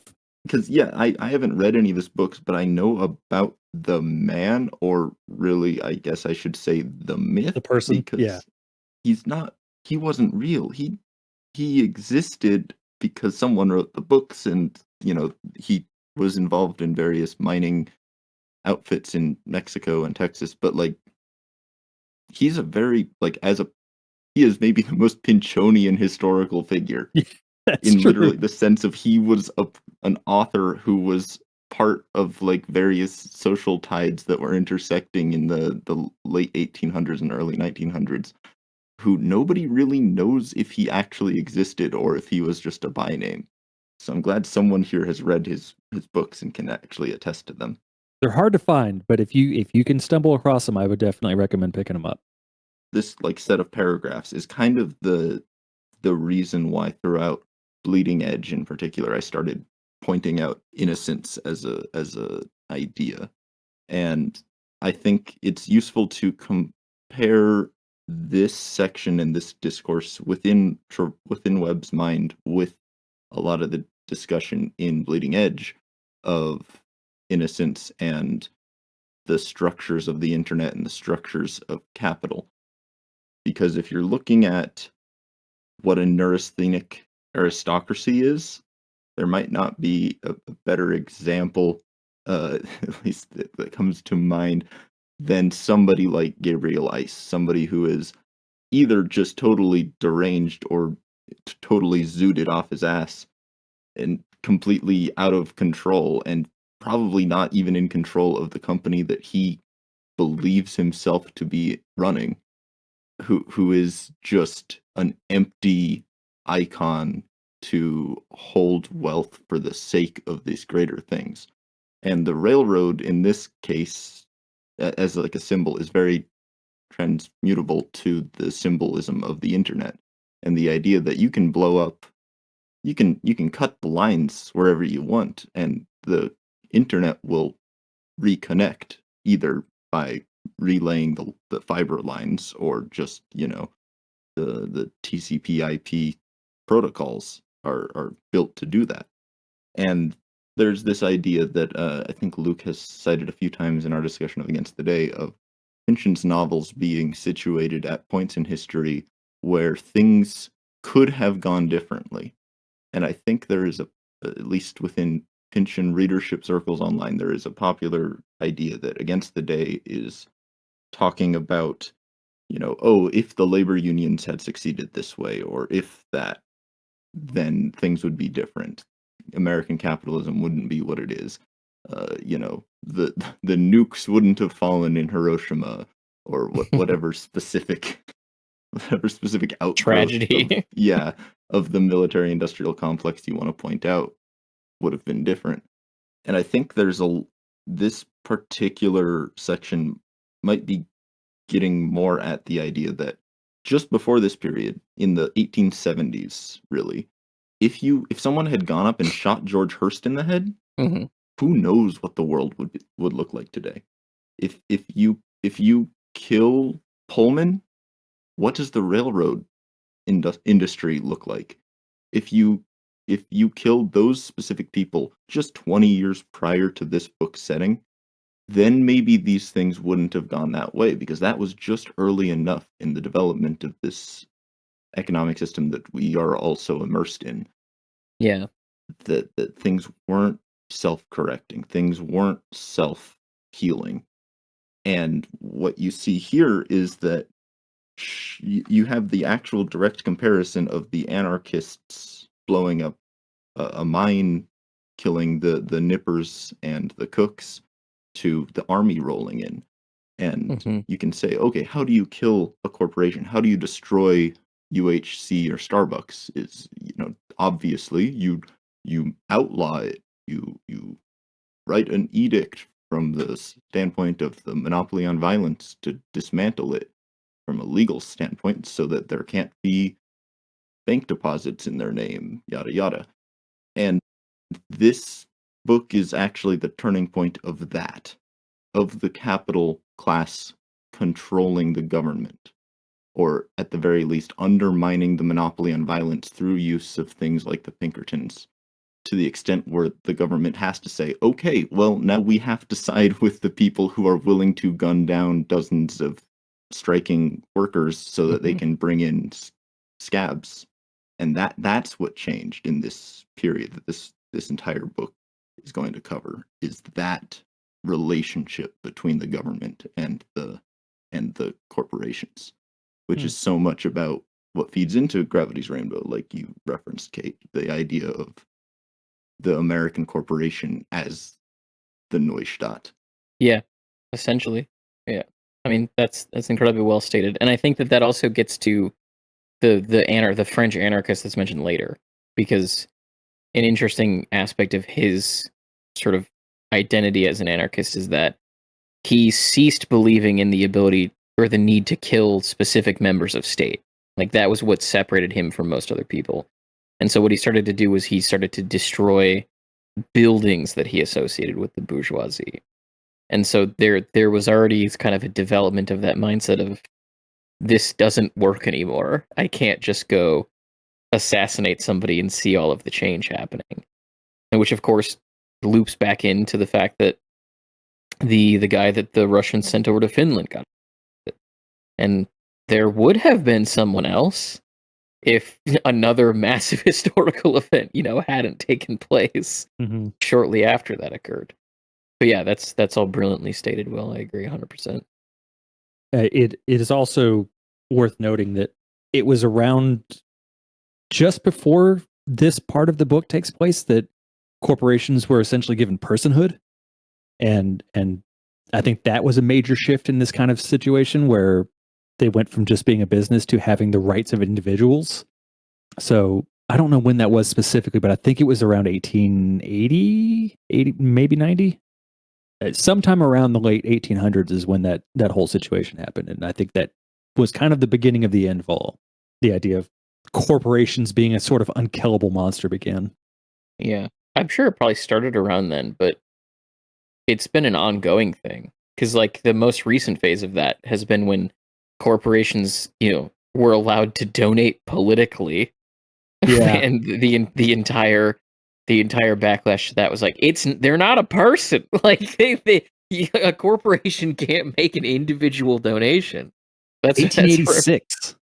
Santa Clara County versus Southern Pacific Railroad. The Supreme Court held that the 14th Amendment applied to corporations, and since then the doctrine has been repeatedly reaffirmed in case law. Yeah. That's fucked. That's awful.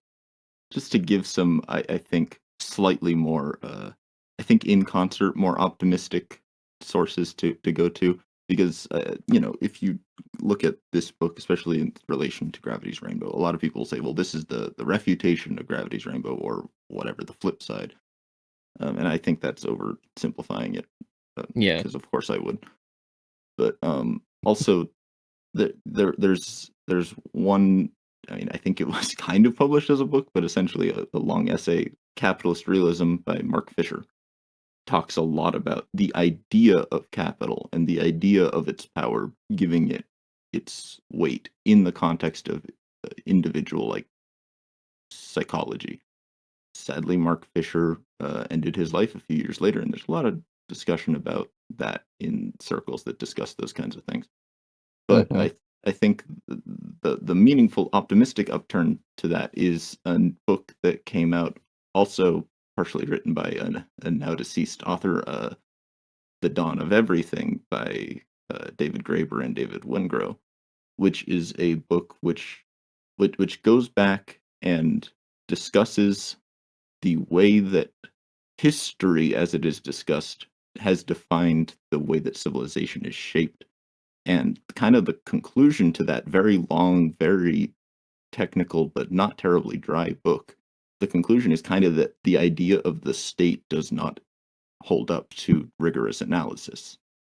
And so I think an important part of keeping your head up, not rolling off the rails, so to speak, is that these things can be disabused of power.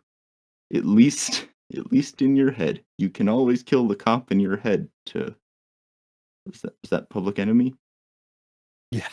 Yeah. So yes. I think you're right about that. I think that anytime anyone's feeling depressed about these things, you should remind yourself of that. Yeah, that's a great way to add some optimism. These things have power because you can give them power.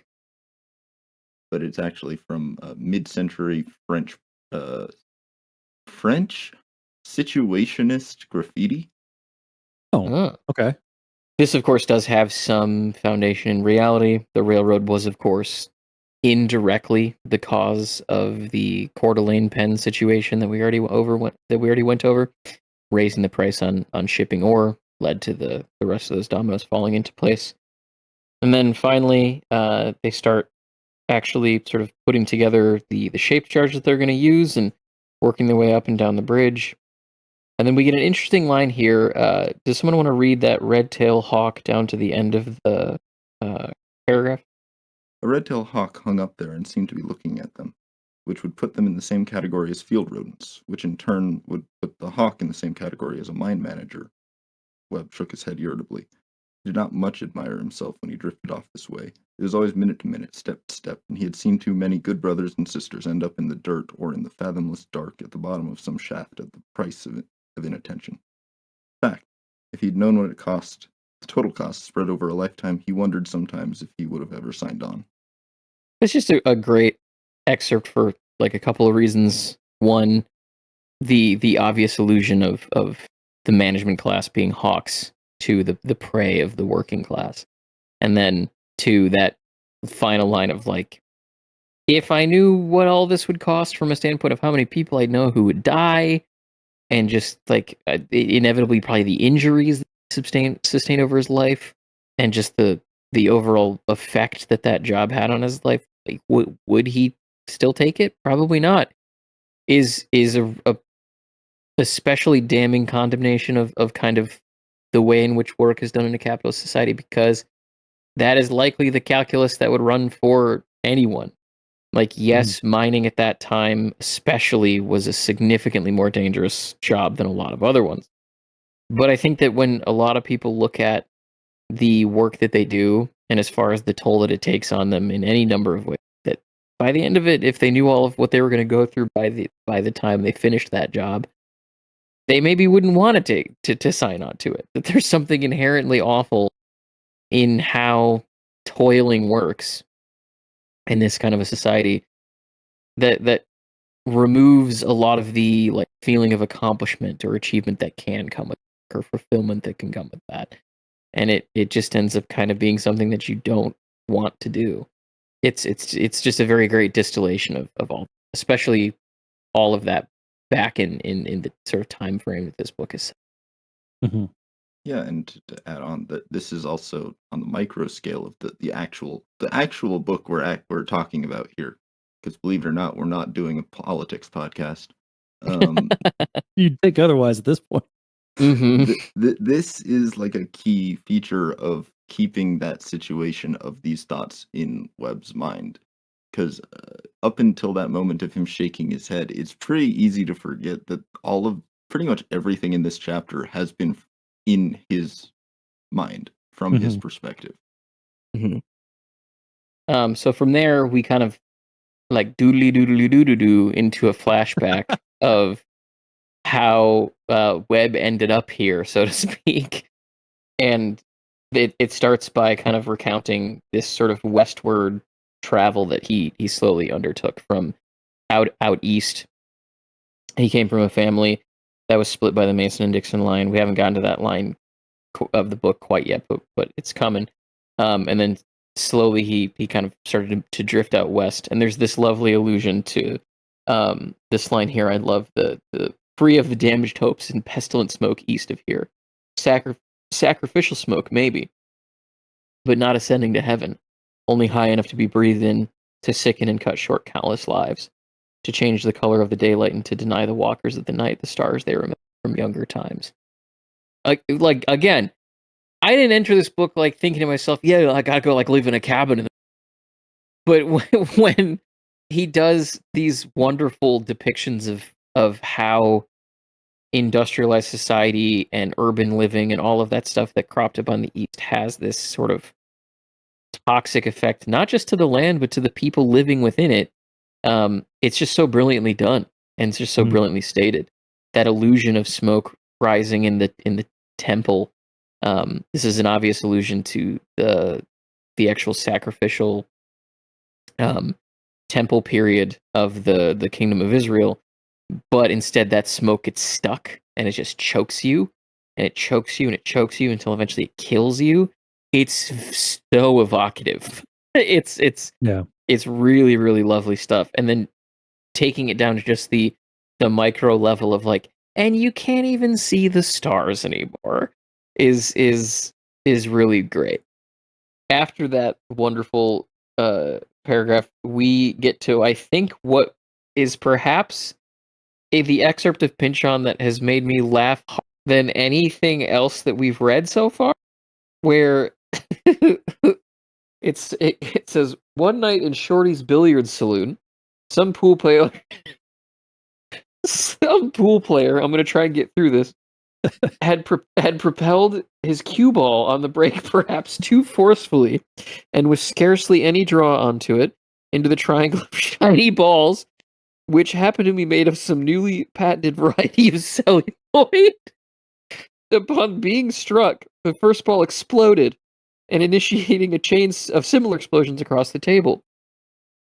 Mistaking these for gunshots, several among the clientele drew their pistols and began, with some absence of thought, to contribute in their own ways to the commotion. And this is the part that really killed me. Nice break. Somebody was heard to say before the noise got too loud. It's rare, and I think we've talked about this before. I think specifically with the mechanical duck in Mason and Dixon, it's rare for me to like audibly laugh or have to stop reading because I'm laughing so much. But this is such a perfect comedic bit of writing. Yeah. Just specifically, I can so viscerally see this scene taking place in like something like The Simpsons kind of would do perfect for this kind of thing of like just that moment of nice break and then hell breaks loose. Yeah. Before the K can even be sounded in the word break. It's perfect.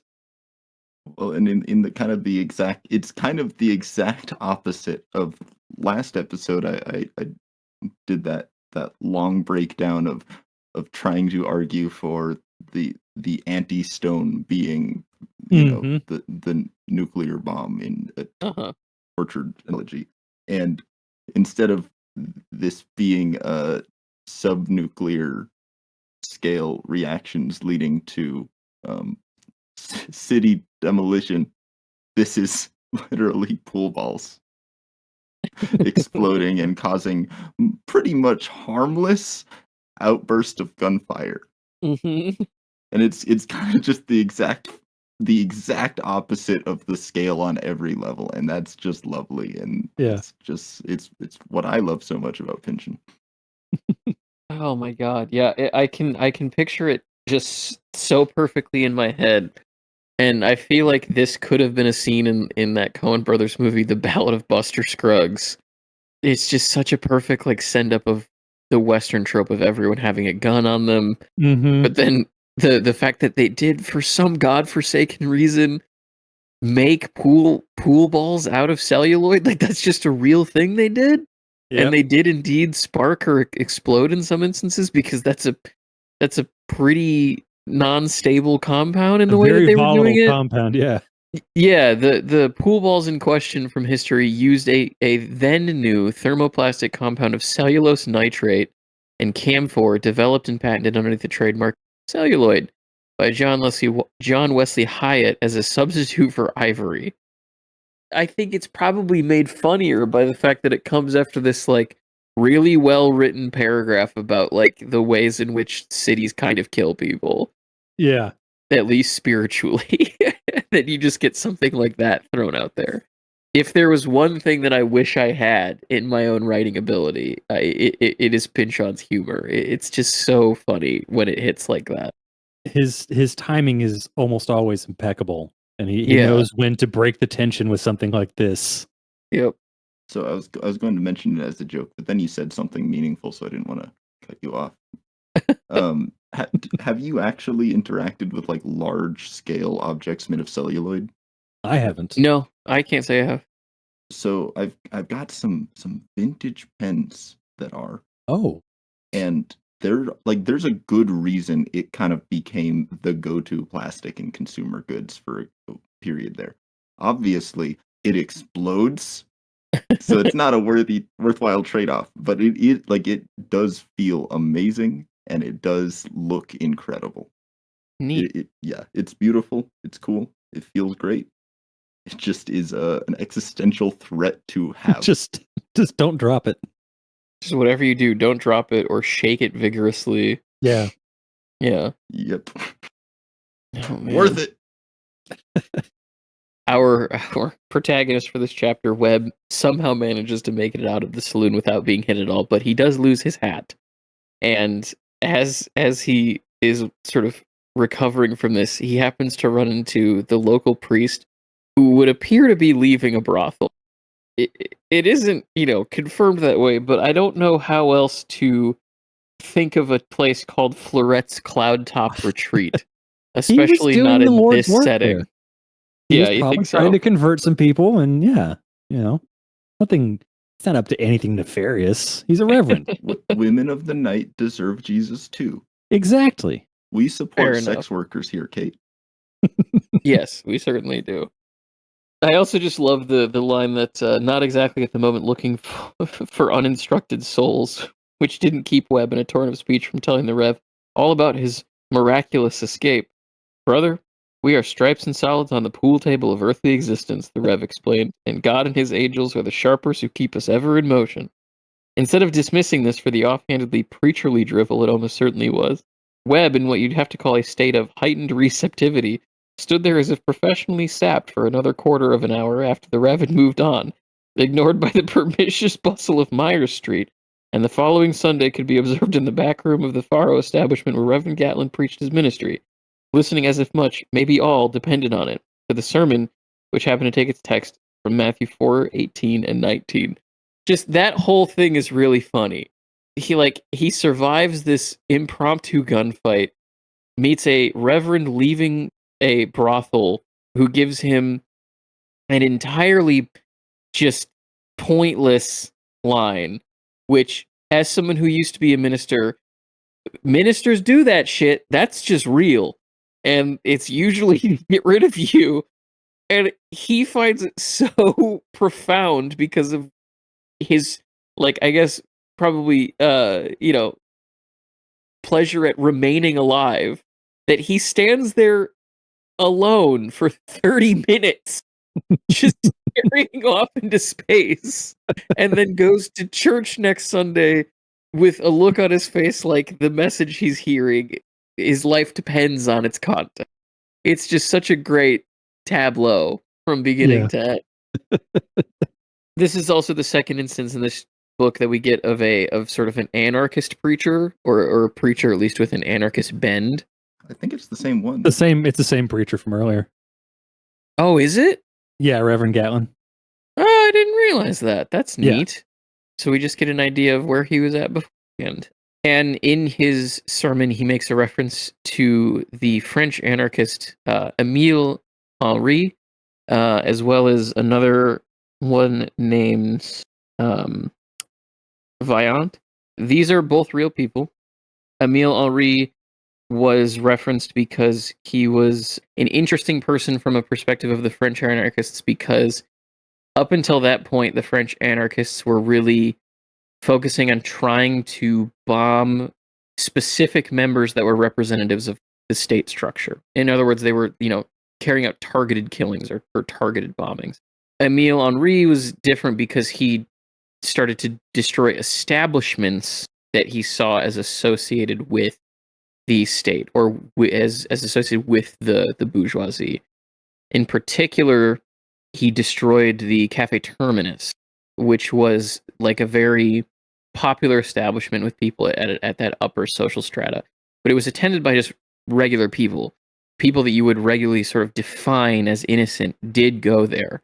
But of course, working with sort of the Reverend's kind of understanding in this sermon of sort of, are there actually innocent people? Which is, quoting that line from Emile Henri where there are no innocent bourgeoisie. It would make sense that, you would go after establishments where it is just sort of used by the bourgeoisie. Emile Henri didn't just bomb that. He did another bombing in Barcelona in 1893. He also, in 1892, had bombed the Carmaux Mining Company. He had put a time bomb at the offices for that particular company.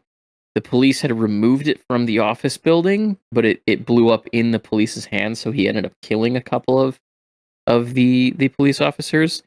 He was doing a lot of this stuff as a result to the failure to acquit this other fellow anarchist, Auguste Vaillant. He was not only not acquitted, but he was also executed within the political system. Without going into like literally an hour explanation, because I was reading a lot about this stuff too. There was a significant degree of political corruption that existed in the Third Republic of France at this time that led to all of this anarchist stuff. Their desire, from what I can understand, wasn't so much to destroy systems of capital like it was in America with these labor unions. It was to destroy aspects of the state government that were significantly corrupt. And so, as sort of a move to avenge Vaillant's death, Henri decided to bomb that cafe. And then I figured, just because this is an interesting historical document, he was allowed to directly address the jury. At Henri's trial, they just let him speak to the jury, and this was actually recorded. So there's an excerpt of it that you can read, which I'll just read now. It's pretty short, but it's also just sort of pretty interesting to kind of look at what he believed in. It says, I became an anarchist only recently.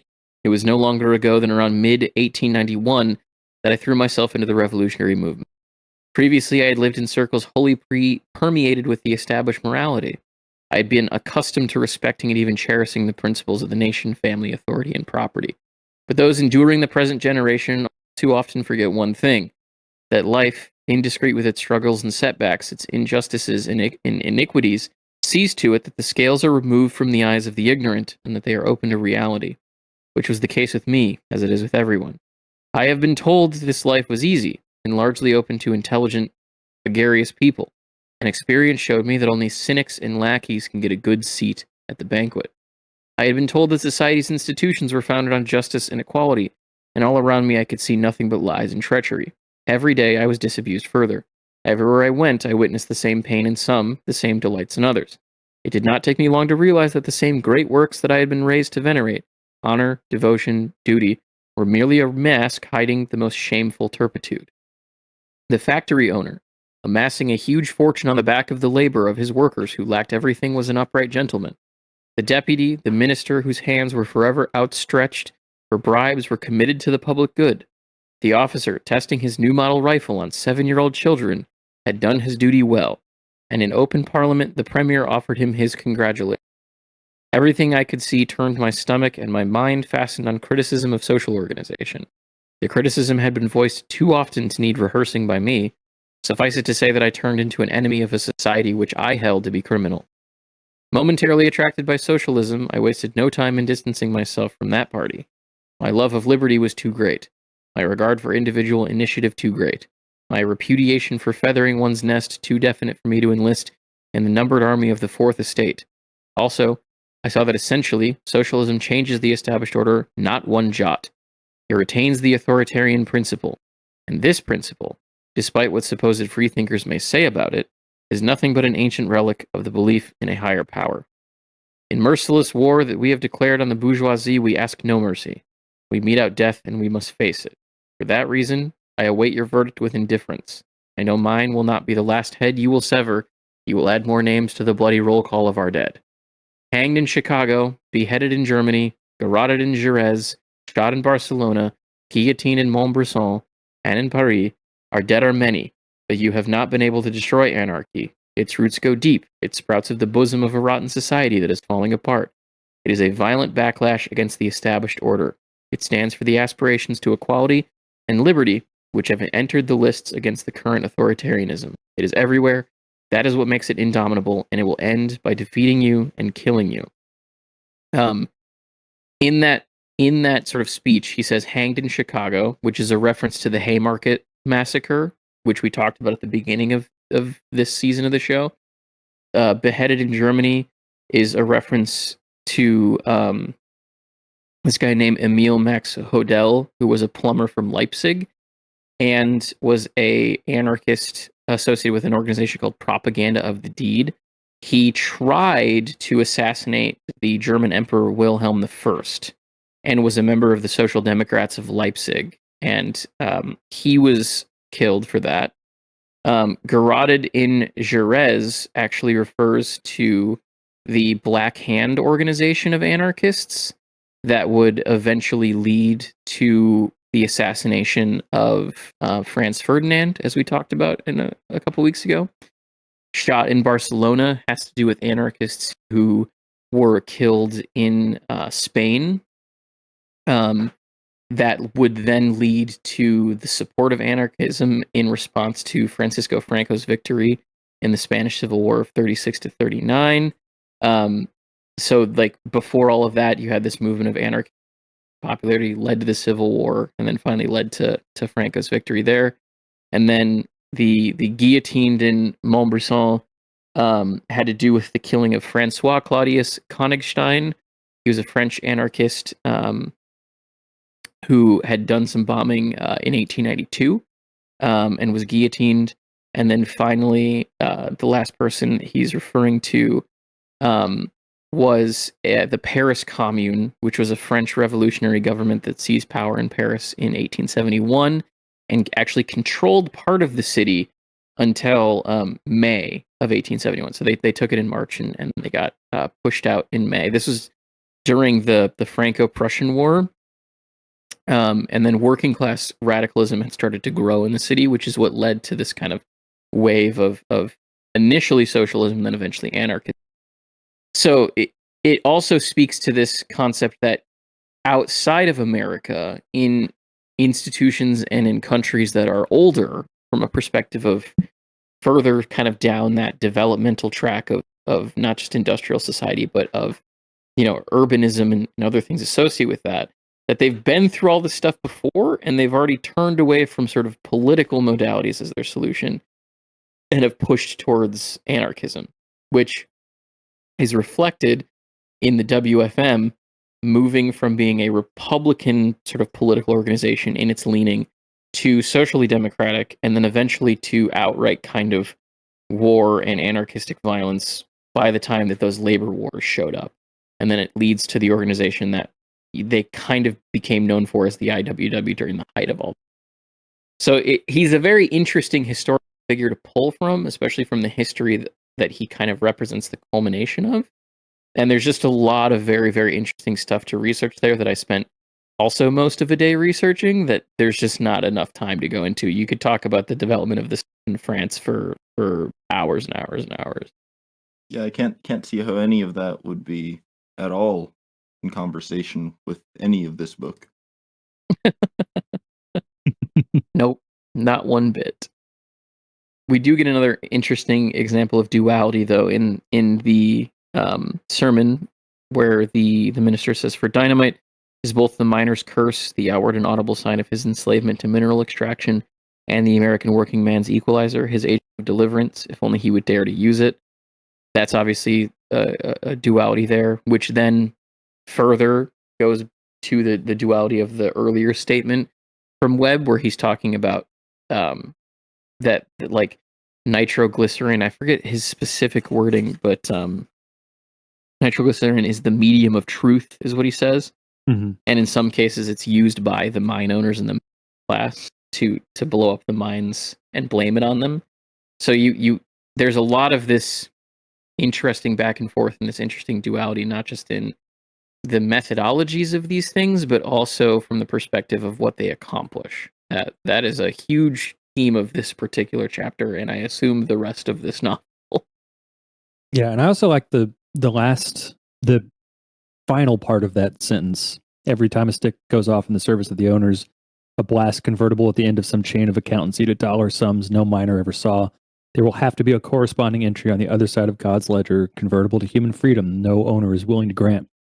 We talk, again, the duality there, but that's also, I think, really interesting if you kind of look at that as a representation of Newton's third law, every action having an equal and opposite reaction, and kind of tying back to what we were talking to earlier about how the sort of futility that exists within trying to bring down these structures when they're as powerful as they are at this point in the book historically and also nowadays, where any action taken by an individual or even a group of individuals can just be met with an equal or in some cases greater reaction by whatever that corporate entity is that you're trying to inflict damage upon.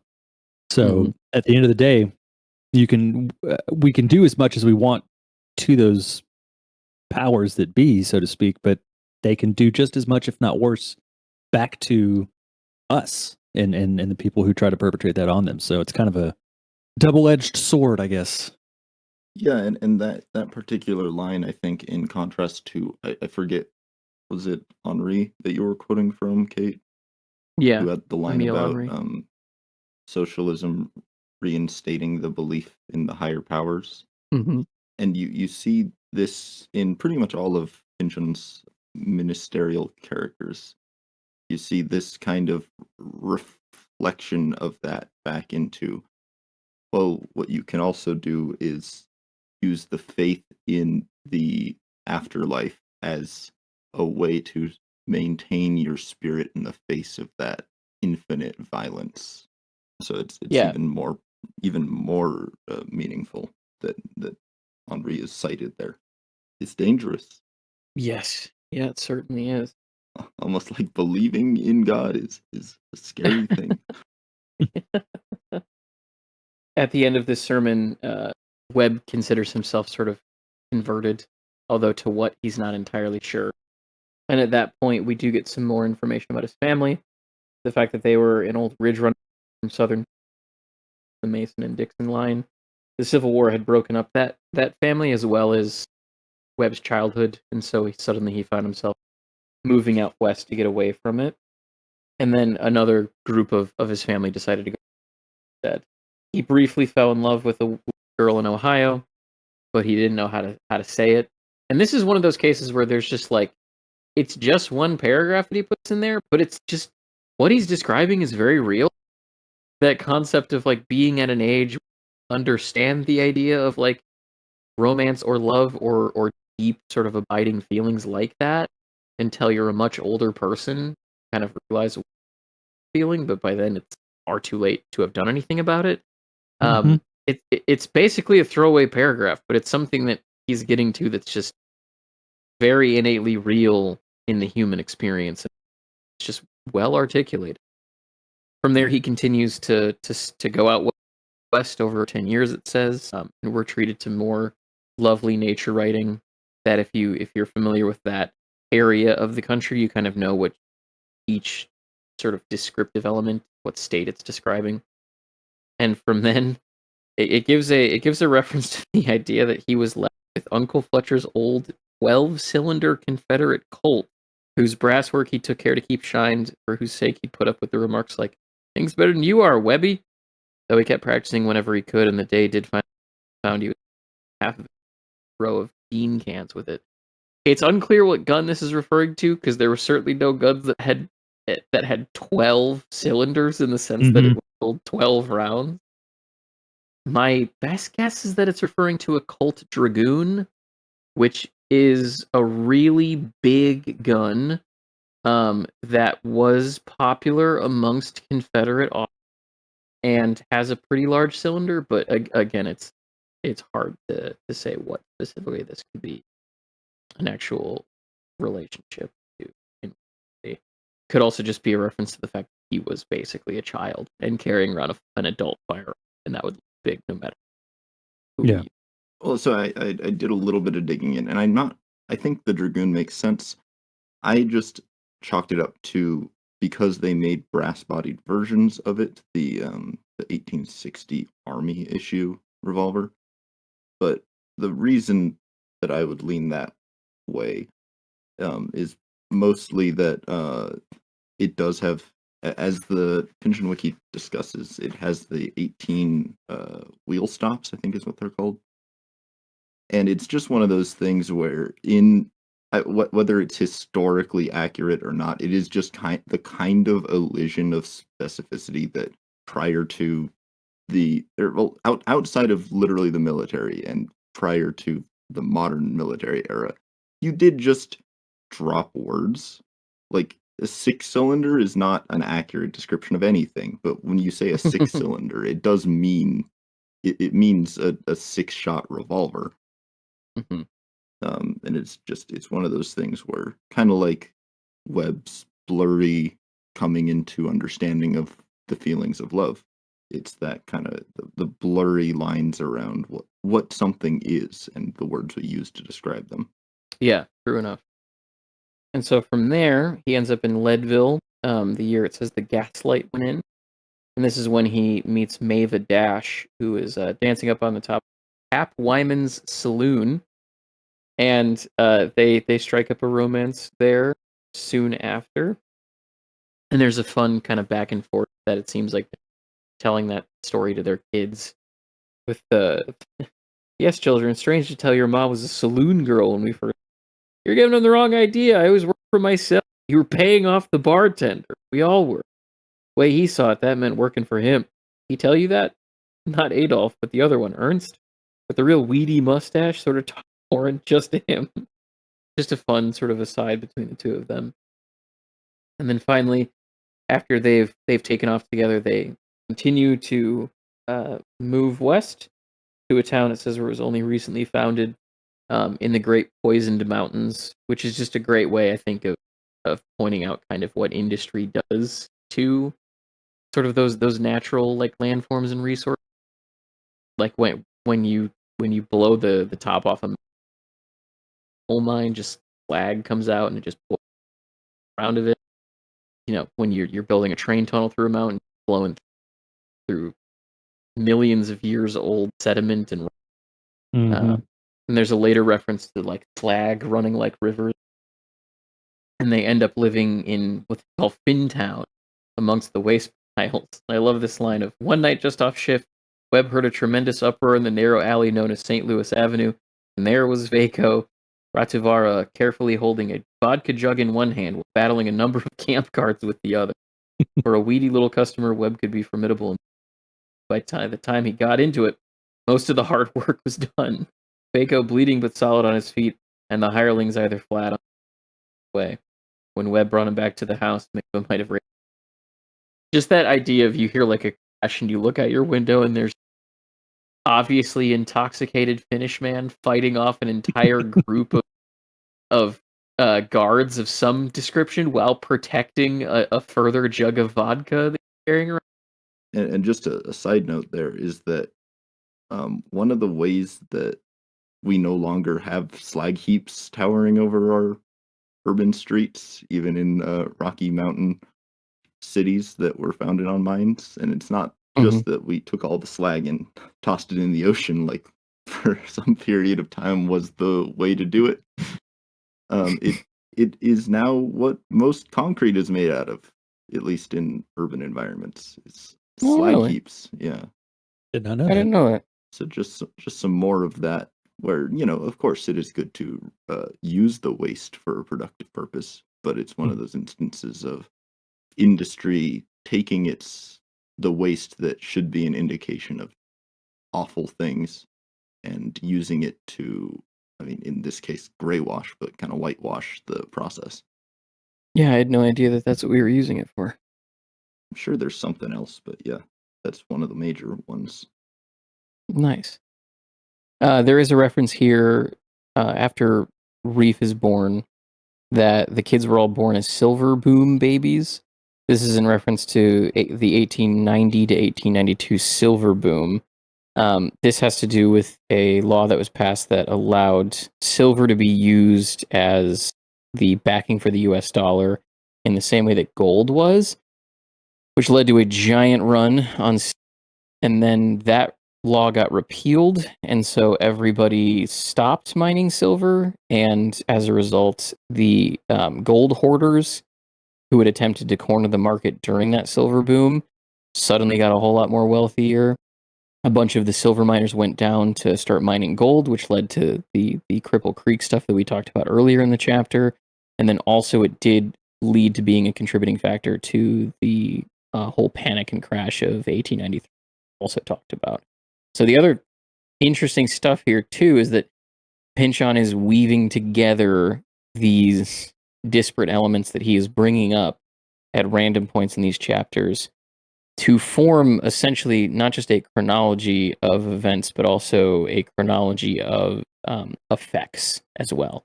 If you're doing all of that research, if you're doing that close reading of this particular book, you're ending up getting that full context in a way that you maybe wouldn't notice on a first read, and maybe would only start to piece together some of on a later read. But it is these elements that I think, at least for me anyway, reading through this first time and doing all that extra work, does lead to a more significantly enjoyable. So after that takes place, where they're able to make a bunch of money off of the silver boom, but also, she's able to quit her job, and they end up having a couple of kids. It says here they invest in a fancy briar pipe as opposed to the corncob pipe that Maeva had been using. So they're really moving up in the world at this point. And then they decide to head out of town to go to Colorado Springs and take a vacation. They take the Cog Railway up to Pikes Peak. You can still do that. Yeah. For anyone who is interested in visiting Colorado. Pikes Peak is really cool. That railway is really cool. It really I would is. recommend checking it out if you ever end up in Colorado. Webb was working for the railroad a little bit, off and on over a couple of years, and despite that, though, he always seemed to end up back in the mines and doing whatever work he could.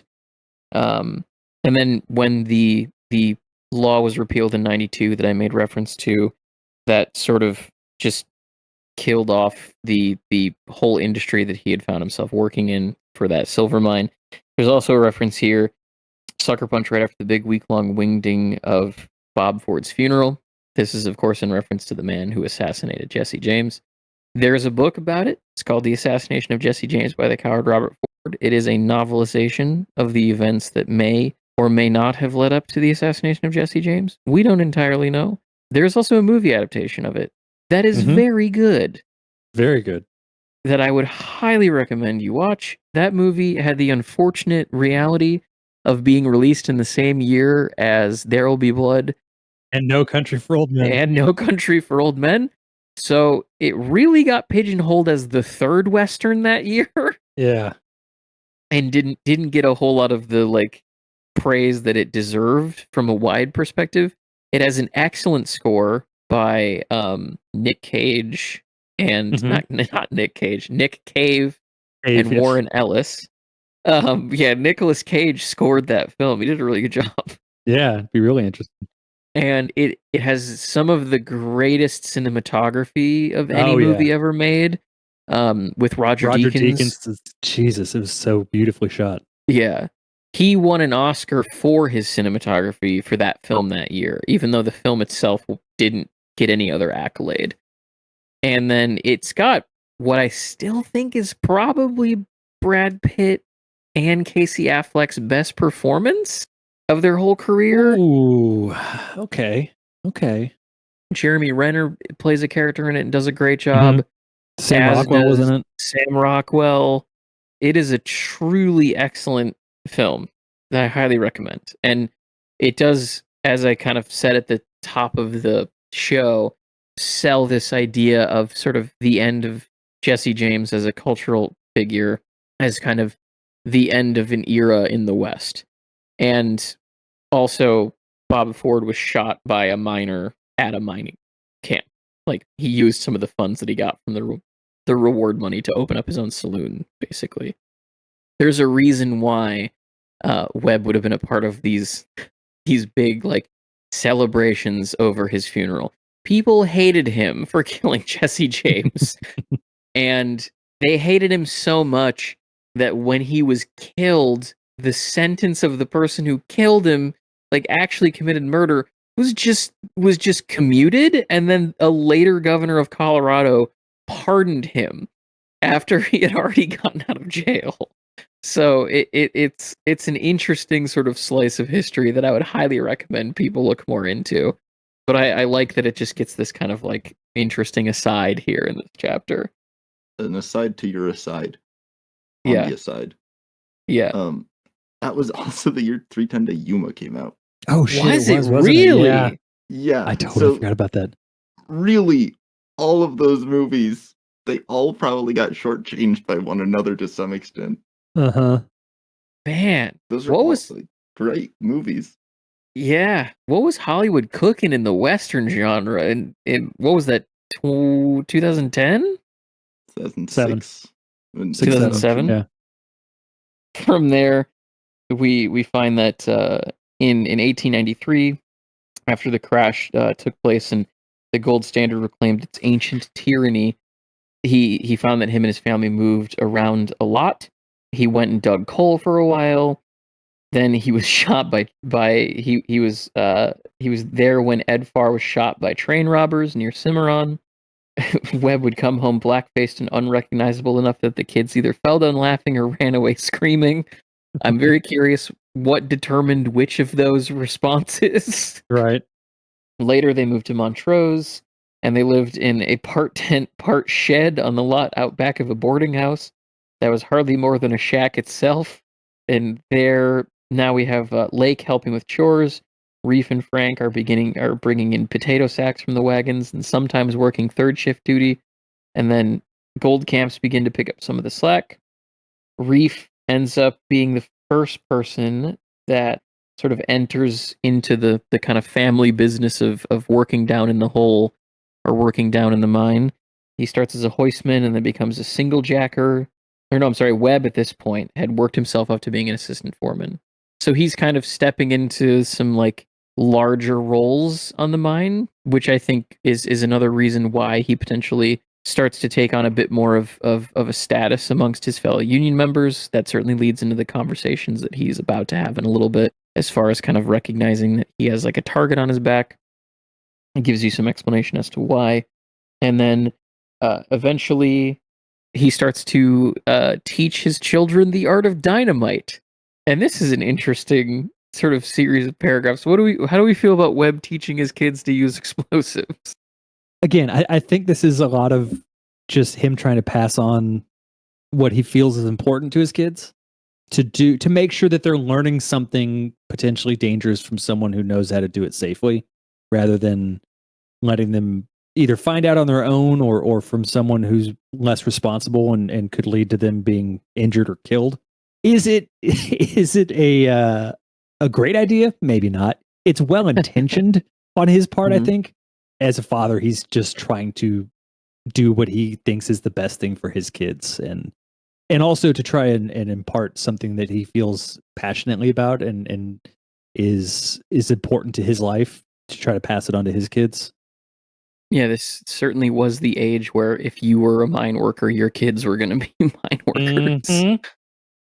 What I find really interesting, and this is not a spoiler. I'm not doing spoilers. We don't do spoilers in this.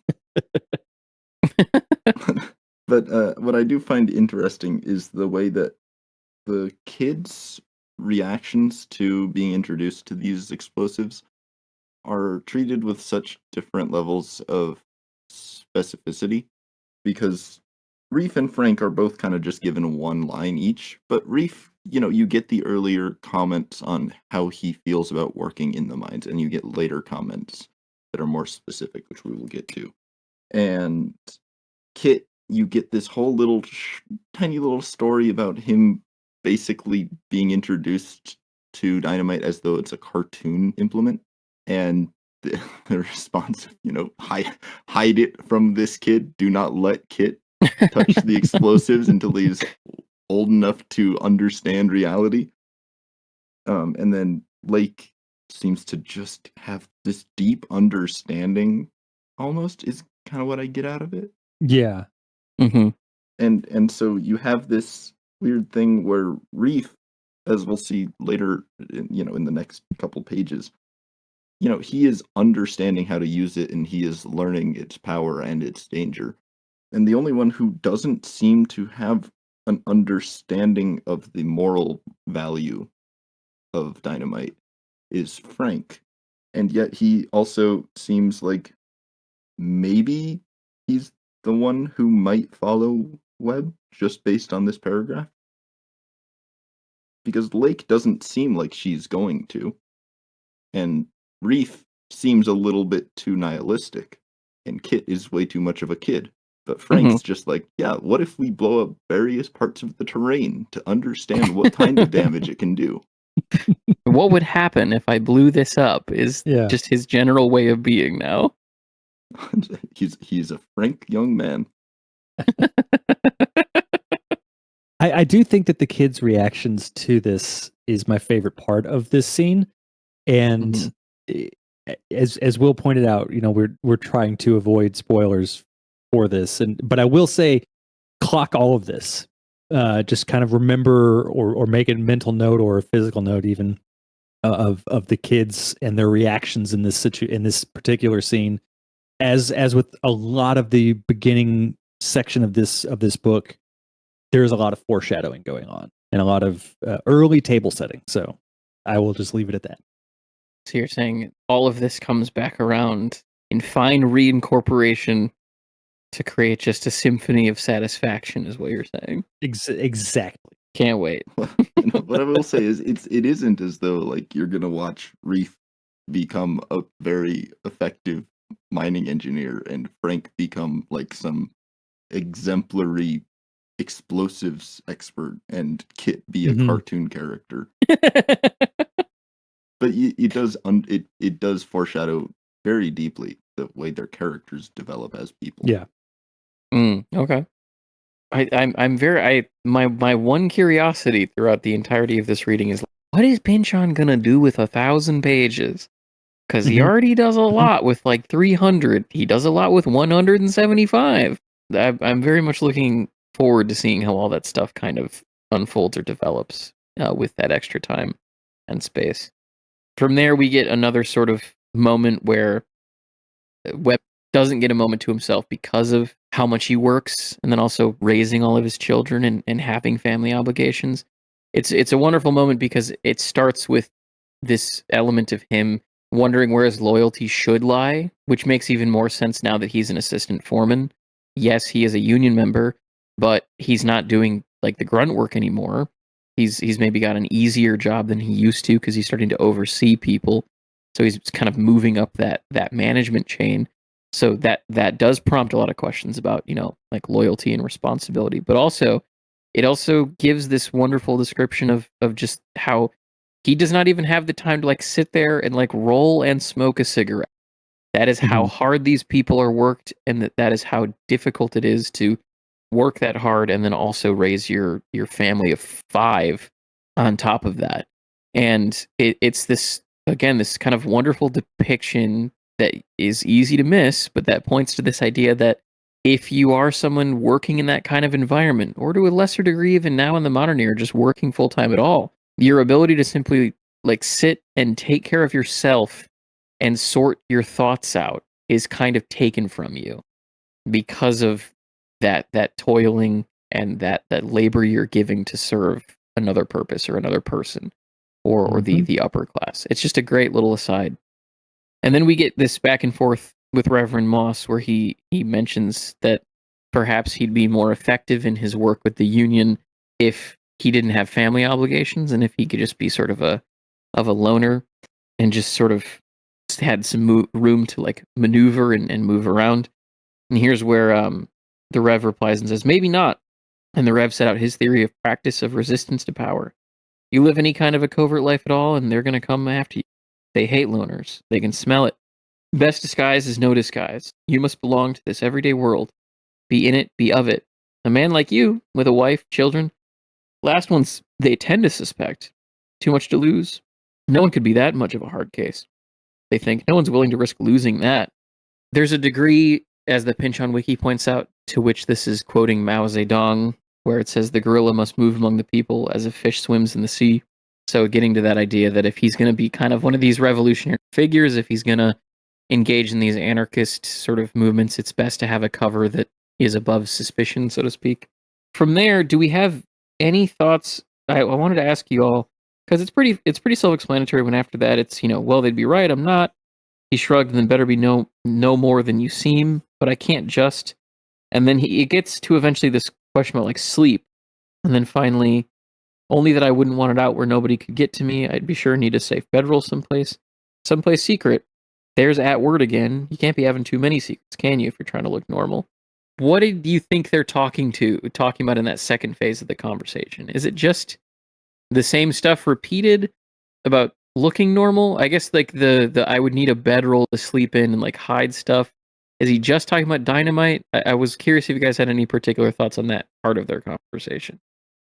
I take it more as, if I'm doing all of this, is there a separation in which I can just have this separate space where I feel safe, and ultimately that, I think what the Reverend is saying is no, there isn't, because if this is the life you're going to live, if you're going to put yourself into this and assimilate into this and try to live this lifestyle, you're going to be under constant surveillance. There is no place that you can hide away and feel safe. Even in that, what we would kind of deem as the safest time for any of us is, when we're sleeping, we're at our most vulnerable. There is no safety guaranteed there. And so that phrase of, there's that word again, you can't be having too many of them secrets. If this is what you're going to do, if this is the cause you're going to undertake, it's all or nothing. There is no, I want to have, 90% of my time doing this, and then 10% is just, me having family time or just having a place to go to sleep. Like that, you're giving that up. You're putting that away, and you're giving everything to the cause. Yeah, I think that's a lot of it. And the kind of the deeper thematic reading I would take from it is as kind of the flip side of Lou Bosnight asking, when will I have atoned for my sins? What he's not necessarily literally asking that, but that is the question that he gets answered. And in this case, it's, first of all, it doesn't matter when you sleep. You're going to sleep because you have to sleep. And as much as you would like to have a secret place where you can make things safer than they feel like they should be, too bad. There is no safety in this. You are doing revolutionary activity. You either do that or you don't do that. You are atoning for sin because you atone for sin. It doesn't matter how much sin you've accrued. It doesn't matter how much how much penance you've done. You are atoning for sin. You are doing this revolutionary activity. So you don't get to say, I'm going to sleep well tonight. No, you're going to sleep when you sleep, and you're going to sleep where you sleep. Just make the best of it as you can. Mm-hmm. That's a great way to synthesize those themes with the other kind of vignette chapter that we read. Moving from there, we get another kind of description of just how bad the working conditions are. This line I really like here is, he'd have been content with some place that the men didn't have to be set on each other like dogs in a dogfight for lung-destroying jobs that paid at best $3 blessed $50 a day. There had to be a living wage and some right to organize, because alone a man was a mule dropping off the edge on life's mountain trail, ready to be either squished flat or kicked into the void. It's great stuff, just about how desperate those times were, and to a certain degree, how desperate times are now. Maybe the lung-destroying element isn't necessarily present with a lot of people who work in working class jobs or what would be defined by the management class as unskilled labor now, but it still is low wages. It still is a degree to which if you don't manage to get one of those jobs, then your life can fall apart due to like medical debt or student debt or any number of those things. Maybe you're not actually falling off a cliff and dying like you would then, but you'd be falling off a cliff into debt in a lot of those instances. A lot of this stuff holds the same relevance now as it does then. And despite the fact that a lot of labor actions kind of are criticized at the level of, the service industry because, well, you're not like mine workers. Well, no, but also that's not the world that we live in any necessarily. Mm-hmm. This stuff will always be relevant. Yeah, just because you're not literally torturing me doesn't mean I couldn't be Right. doing better. Yeah, exactly. And then there's sort of a great analogy of kind of the labor class paying back the management class as sort of slaves paying back their owners for escaping. Just really intelligent comparisons by Pinch on there. And at this point, we get into kind of the development of a lot of the ways in which the mine owners and management would start to fight back that I talked about when we went through those couple of pieces of labor history. Webb gets kind of targeted because they realize that he has to be a member of the labor unions and potentially one of the more radical elements of the labor unions, which of course the reader at this point knows that he is. And there's just like a very good depiction of how a lot of these managers or owners will work to try and weed these people out. Does someone want to read that paragraph starting with "So they started poking"? So they started poking. Just little things. Advisements from the shift boss, summonses to interviews up at the office, humiliation routines over short wait or docked hours, saloon ejections and tabs abruptly discontinued, assignment to less hopeful, even dangerous rock faces and tunnels. The kids grew up seeing Webb thrown out of places more and more as time went on, often being right there with him, Frank especially when it happened. Picking up his hat for him, helping him get vertical. Long as he knew there was an audience, Webb tried to make it look as funny as he could. And that still goes on. Like whenever you read about new labor unions being formed or new sort of labor actions, it's effectively management starts like nickeling and diming their staff from a disciplinary perspective to get rid of anybody that they possibly can. It's a tale as old as time. Yeah, and again, that goes back to what I was saying earlier about how that's they know that that's the way that they can get brought down is if you take away the workers, the lifeblood of what they're doing, they will ultimately collapse because they don't have that force to sustain them anymore. But they know that they can do stuff like this to keep people from doing that. They control the livelihood of the worker, and you squeeze that hard enough, and everyone at some point will end up breaking. From that point, we get an interesting sort of conversation back and forth between Webb and one of his kids when they ask why they do this. Presumably, he's been coming home and talking about the kind of humiliation that he's been suffering and just sort of what it is that people are doing this for, specifically from the aspect of him getting kicked out of like saloons or restaurants. So the kind of like hidden message there that is not explicit, but if you do know the history of a lot of this stuff, is the fact that these saloons and restaurants and places like that, they were owned by the company. So they could just do whatever it is that they wanted. And part of those labor actions that, again, we went through the history of at the beginning of the show is the fact that they were charging their own employees to get their checks cashed. Like they used those saloons or restaurants or sort of social clubs for all sorts of shitty, nefarious stuff. And certainly banning someone from what was effectively like the only areas for social engagement because they were suspected as a labor leader is not far from the realm of possibility. Yeah. At this point, we have a lovely moment where Webb takes his union card out and gives it to his kid to read the back of it, where it says, "Labor produces all wealth. Wealth belongs to the producer thereof. Straight talk. No double talking like you plutes do. Because with them, what you always have to be listening for is the opposite of what they say. Freedom. And that's the time to watch your back in particular. Start telling you how free you are. Something up next, the gates have been slammed shut, and there's the captain giving them looks. Reform? More new snouts at the trough. Compassion means the population of starving, homeless, and dead is about to take another jump. So forth. Why, you could write a whole foreign phrase book just on what Republicans have to say." So again, that slogan is more or less what it's basically that same phrase that Vaco's saying when he's drunk, but then he goes on to illustrate a couple of other things that are pretty real.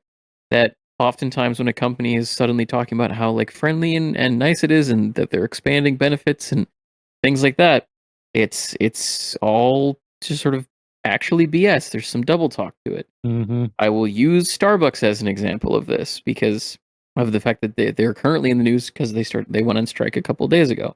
What happened is ahead of those people striking, the company announced that it was going to be doubling its paid leave for paternal and maternal leave, and they did that to get ahead of any reports from the union negotiations that the raises that were going to be handed out to the union stores were less than company average. And so basically what happened is they said, "Hey, look how great we are. We just increased this particular benefit.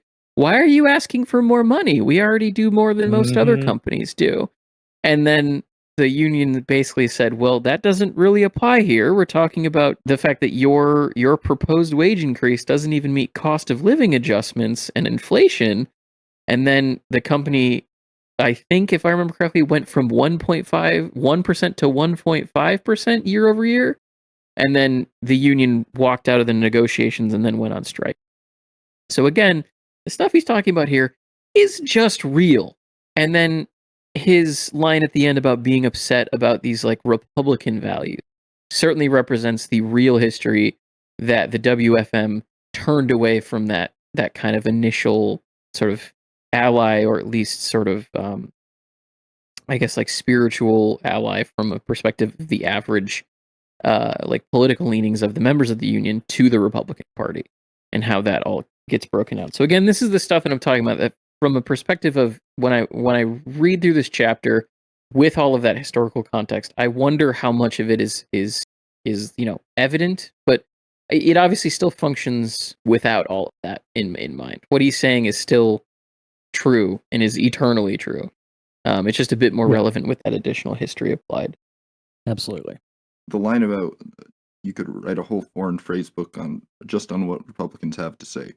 This is where that thematic development and that textual distance from the idioms becomes salient, because in the context of labor unions, the Republican Party has always, its entire history, been an enemy.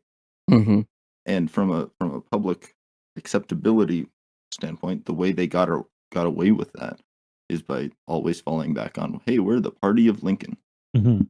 But there are these little asides that are definitely, to a modern reader, very off color, that are definitely coming from Webb Traverse's perspective. Because like a Chinaman known as opium is, in the context of the Wild West, it's a trope of the genre. But it's also like those opium dens were mostly populated by Americans. They weren't Mhm. Chinese people who were the connoisseurs of opium. It was all Americans who were just going to the place where they, based on stereotypes, assumed would have the best opium. Yeah. And Yeah. you see this kind of seed of why so much modern day labor solidarity is so splintered comes from that kind of wedge, that wedge of the everyman of America is usually a racist person. They Yeah. might be Yeah. racist and black. They might be racist and Asian. They're usually racist and white because of how we define who the everyman is. Again, Luke has pointed it out a few times over this book so far, is this idea of the line between good and evil in terms of character being extremely blurry. Mhm. Mm-hmm. That's just exactly kind of the division, is that like, Webb is not he's not a morally virtuous person. But he is also pretty clearly a force for good in the world. Yeah. Well, I mean that obviously cycles back into the whole themes of duality that have been running for the entire book so far. Yeah. And then I assume will continue to. I don't remember who said it, but I remembered that there was a political analyst who basically said that like the average American voter is someone who is incredibly conservative when it comes to fiscal matters, but is damn near a communist when it comes to benefits, entitlements, or any sort of social progress on the sort of average voter side. but at the same time does have those elements of innate racism within them that leads to a very confused electorate that doesn't know what it wants and is like ripe for exploitation, essentially, which is probably more true now than then, from the exploitation part of it, with the degree of like media confusion that got sort of mixed up into all of it. But it is a uniquely American thing, I think, to be this weird sort of riding the line, so to speak, of all of those different ideologies or positives or negatives. I don't know if it's so unique, but it's definitely exemplified in America. Yeah, that's fair. Yeah. I do not know enough about other countries to say specifically. At least in some of those other countries, there's a degree of monoculture that does not exist here. Yeah, I mean, there's at the very least, we in America have a special relationship with statistics to the extent where, people get confused when you say something like the average American has 1.93 legs, which, it's phrased to be a joke, but also it's that's what average means. These are statistical things. These are not real people. And yet, Cody, I wanted to ask you specifically Mhm. if you had any thoughts on, I guess, the familial elements of these last couple of pages as Webb's kids kind of get older and enter into work, but also specifically kind of the next two paragraphs or so, where there's sort of an appraisal of Webb from two of his children, like sort of their impression of him as the only parent on this show, at least to my knowledge. Is there any particular thoughts or insights you had on those particular paragraphs? I mentioned this earlier in the episode about how I think a lot of my appreciation for this book has to do with how it deals with family and the importance of family, and specifically the relationship between kids and their parents. And I think Vineland touches on it a lot too.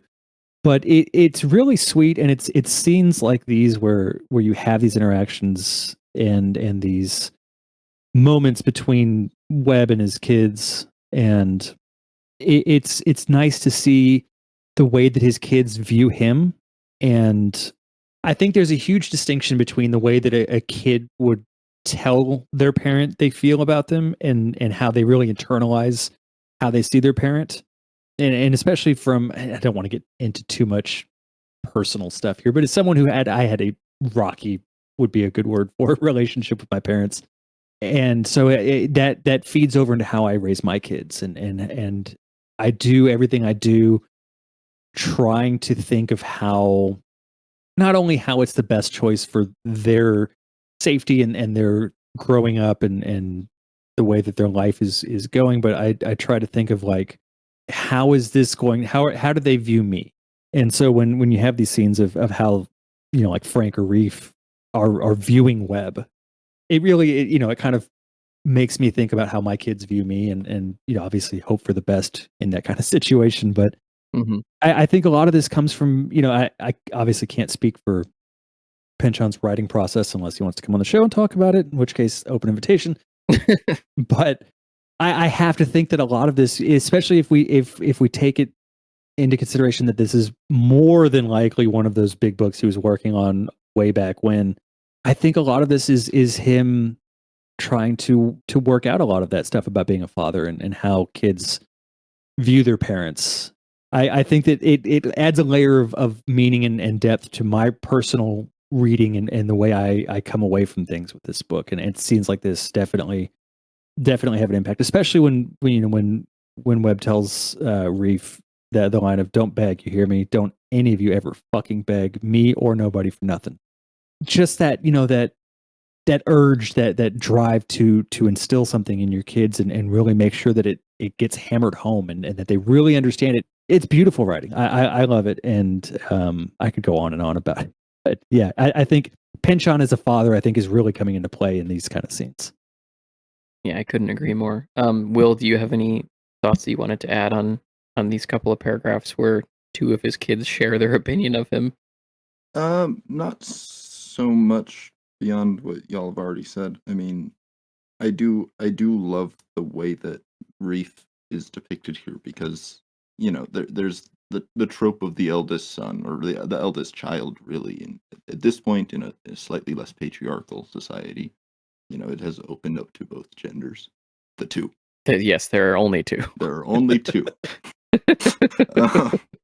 But you do see the eldest child kind of like, you see Reef sitting there trying so hard to be the person that he loves in his father, and still being so conflicted by who his father is, and that's just an inevitable aspect of parenting, as far as I can tell.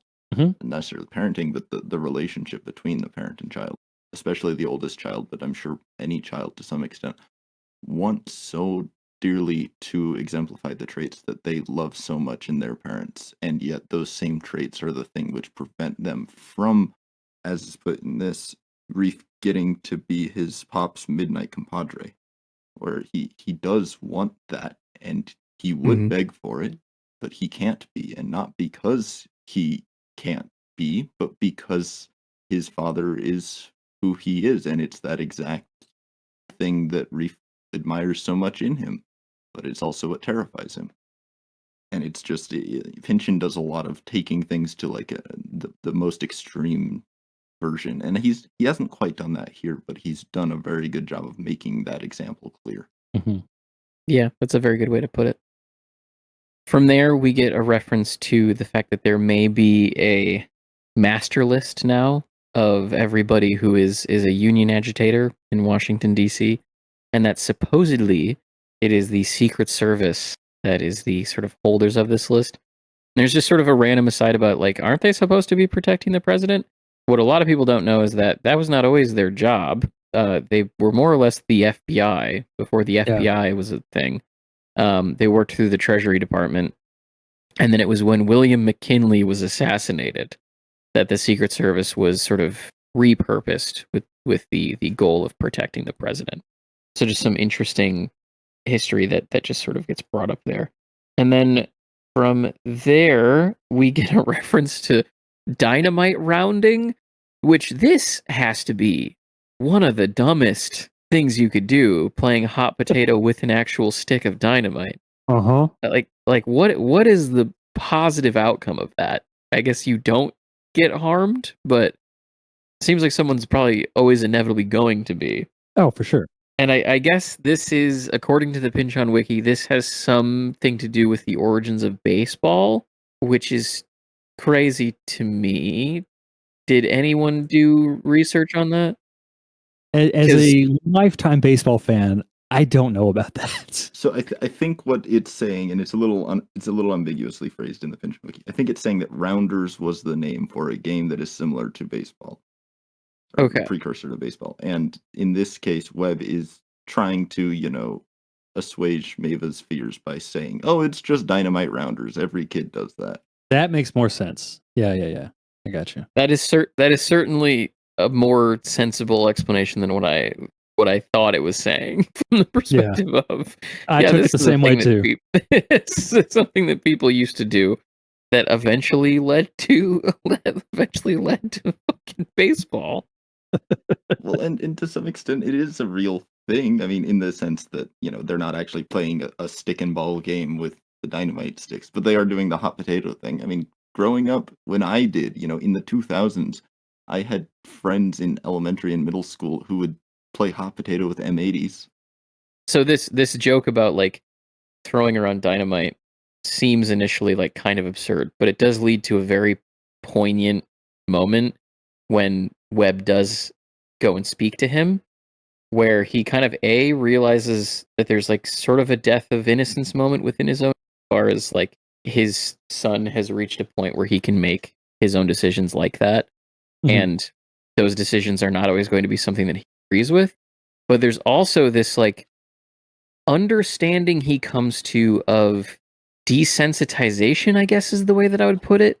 That because he raised his son with dynamite around him all the time, he has a naturally sort of less careful handling of it than Webb did, because he went from having no sort of exposure to it to being trained how to use it strictly in a like work capacity rather than, an extracurricular capacity.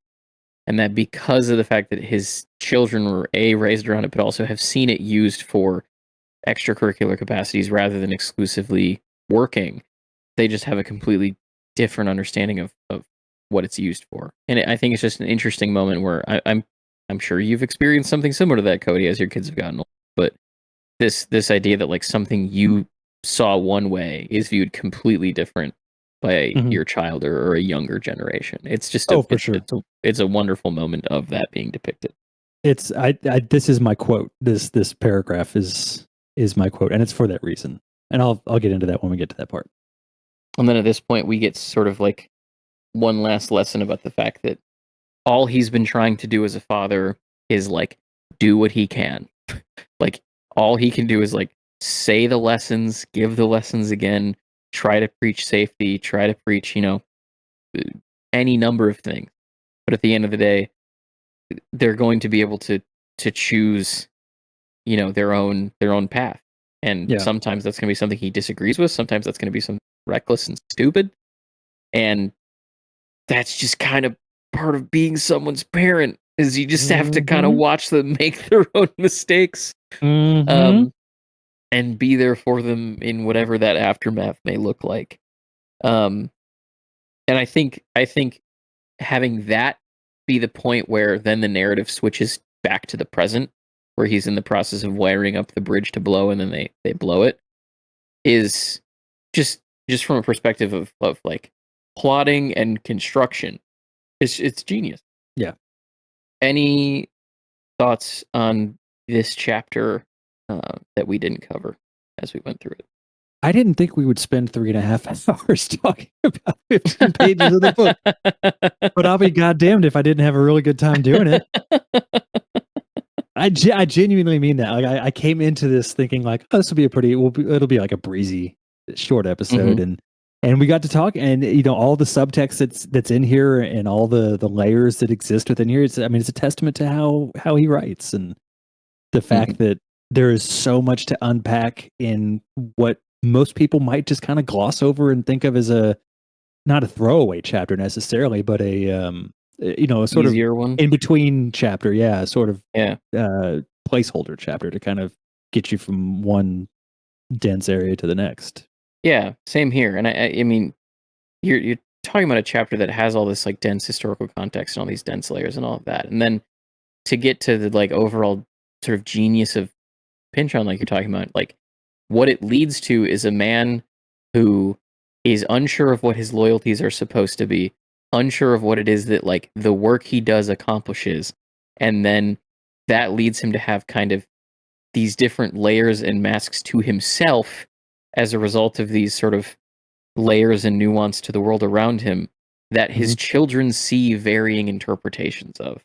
And it just goes right to the kind of impact of these large scale sociopolitical and economical and labor related events, and brings it down specifically just to the micro level with what is the effect that this has on a family and the ability for someone to raise their kids.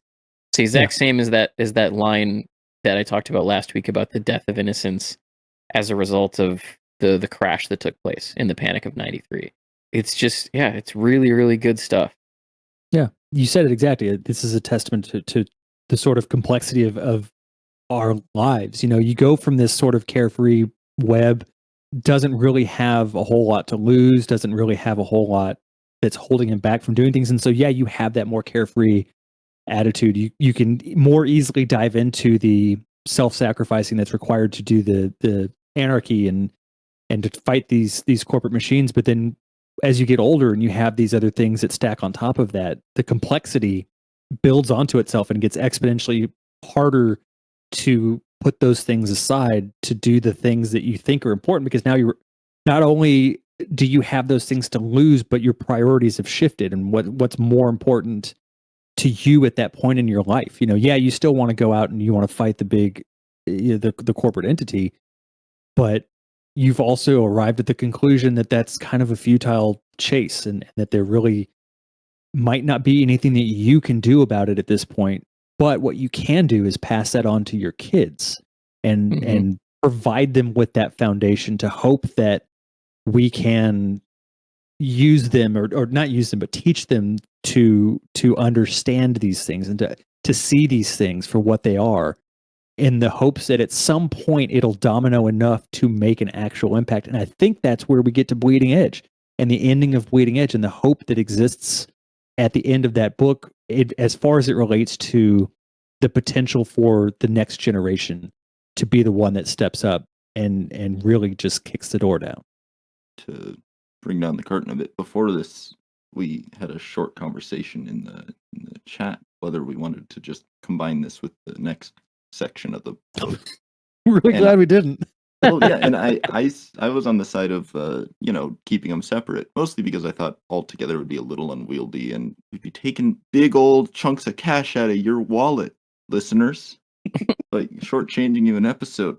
But I also went into it kind of with the idea of this is a primarily expositional chapter, and I don't know if it's because I grew up in the region of the country where I did, or it's because, as I've mentioned a couple of times across the entire podcast, like twice, I think, I had like at least one teacher in high school who was a pension reader. I don't know if it's one of those things, but I just kind of went into it knowing implicitly all of that context that Kate brought into this episode. And I really hope that it benefits people who don't have that pre-existing cultural context about what the procession of mining unionization is like, because there's so much entangled in it, and the way that this chapter is so expansive in terms of just mentioning the little things that are the connection between the individual experience and the broader historical tides. It's so elegantly put.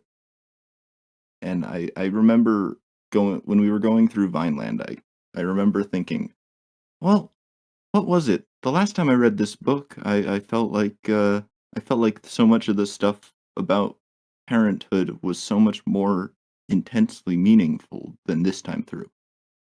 And I still like Vineland, and I still would recommend it for people who are more interested in character than in these broad, multifaceted discussions.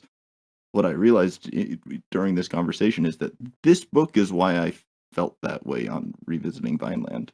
It's because I read this after I read Vineland for the first time. And in this book, so much of that human scale, personal parenting is taken to such a deeper, not necessarily deeper, but you're given more time to sit on it and really contemplate it, and it's excellent. Yeah, he's already done it twice between this chapter and last week's chapter. Yeah. And I think the other really interesting thing that he's done with formulating this chapter in the way that you guys have articulated now is that go back to the beginning of the book when Professor Vanderjuice goes into White City investigations and the guy just like waves his hands like anarchists in response to like the bomb that went off. And so you start there with this like very diminished viewpoint of that, to where the characters are like literally kind of just writing it off. And then you get to this point and you're like, oh damn, like there's actually the amount of stuff that he is just like waving off with that line is very significant. Yeah. Which obviously like your average reader is probably going to know going in, given the kind of reader that Pinchon attracts. But it's another thing to actually see that sort of unfold. Well, that brings us to funny parts. Was there anything that we didn't cover as we went through the chapter? I think we got everything that I had. The wall scene is for sure the best of it. Yeah. Yeah. For me, I think the only two that we didn't cover were actually both to do with Vaco, and so kind of bookend the chapter, where in the end here, what we didn't read out was Vaco pouring vodka saying, "Happy 4th of July, Webb," which I think is really, that's the spirit of America right there. Is a Finnish immigrant who's been beaten near to death many times in pursuit of this higher good that he believes. still finding the time after committing an act of what we would today call terrorism to celebrate America. Yeah. Way back at the beginning is just the offhand comment of him having a 2-gallon canteen full of vodka hanging off of his pommel. And that's just hilarious because that's an insanely large bottle. That's so much. That's a huge amount of liquid. Just hanging off the side of the saddle. Yeah. Yeah. And I don't know if there's any truth to this, but I feel like vodka would be harder to come by at this time in American history than maybe like a whiskey. Seems like it would, especially in America. It's described as homebrewed. Oh, well, okay, that makes sense. He would probably know how to distill it. Yeah, he's an explosives engineer. He can. Yeah. So yeah, that does bring us to quotes. Who wants to go first? I guess I will, since mine is kind of picks up where we had kind of just been talking. This is on page 95. It's the second to last paragraph of the chapter. Webb was no professor. He could only doggedly repeat to his kids the same old lessons, point to the same obvious injustices, hope some of it managed to sprout, and just continue with his own work, all dummied up, poker-faced, and unaccompanied, letting his anger build ahead of pressure till it was ready to do some useful work.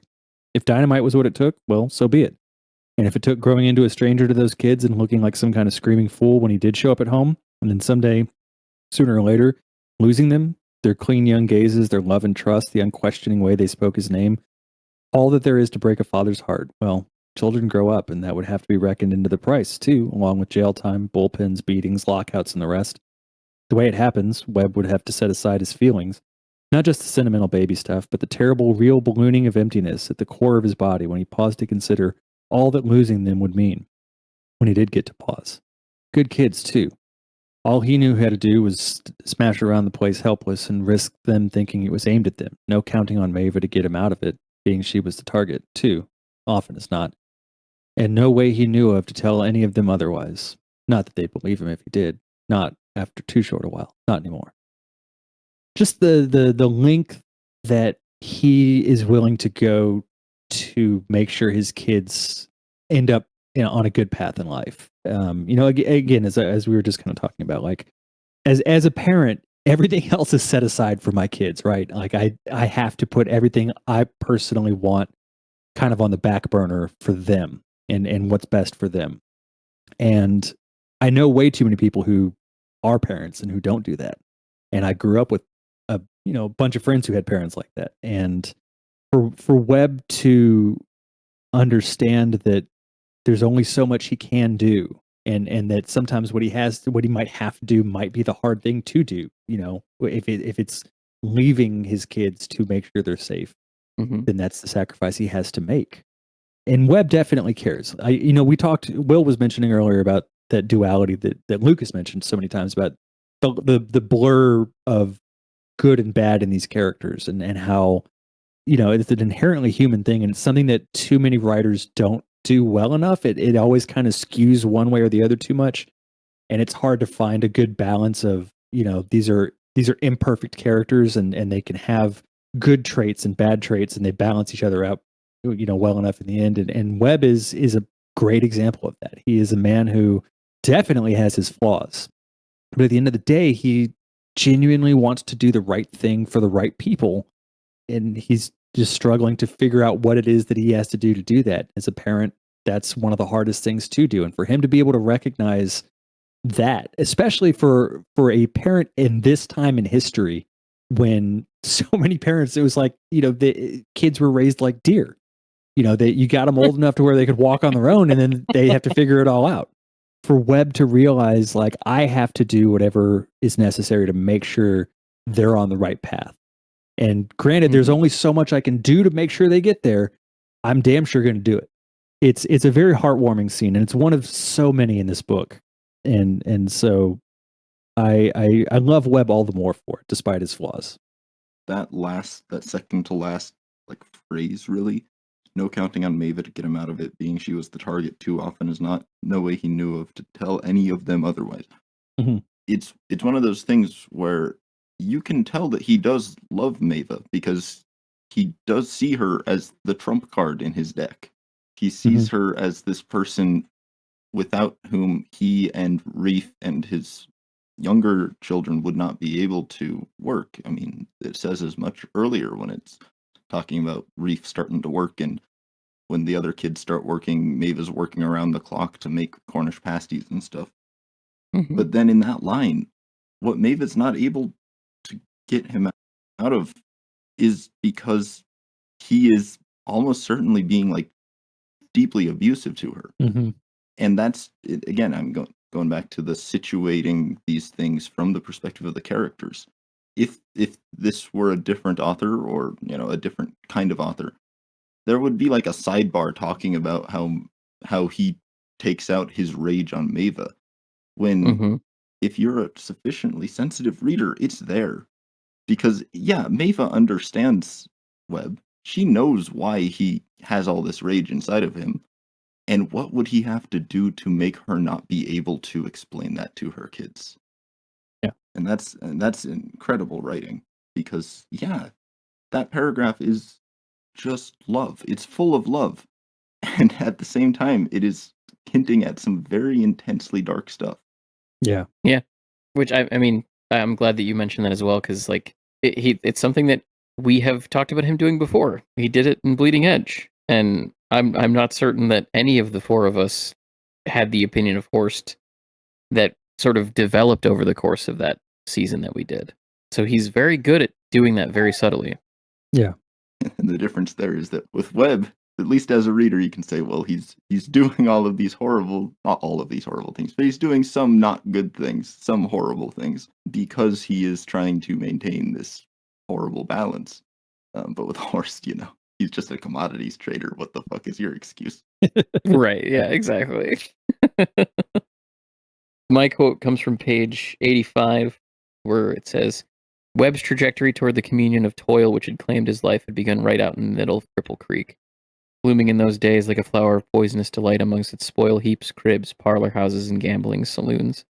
There was a time in Cripple and Victor, Leadville, and Creed when men were finding their way to the unblastable seams of their own secret nature, learning the true names of desire, which spoken, so they dreamed, would open the way through the mountains to all that had been denied them.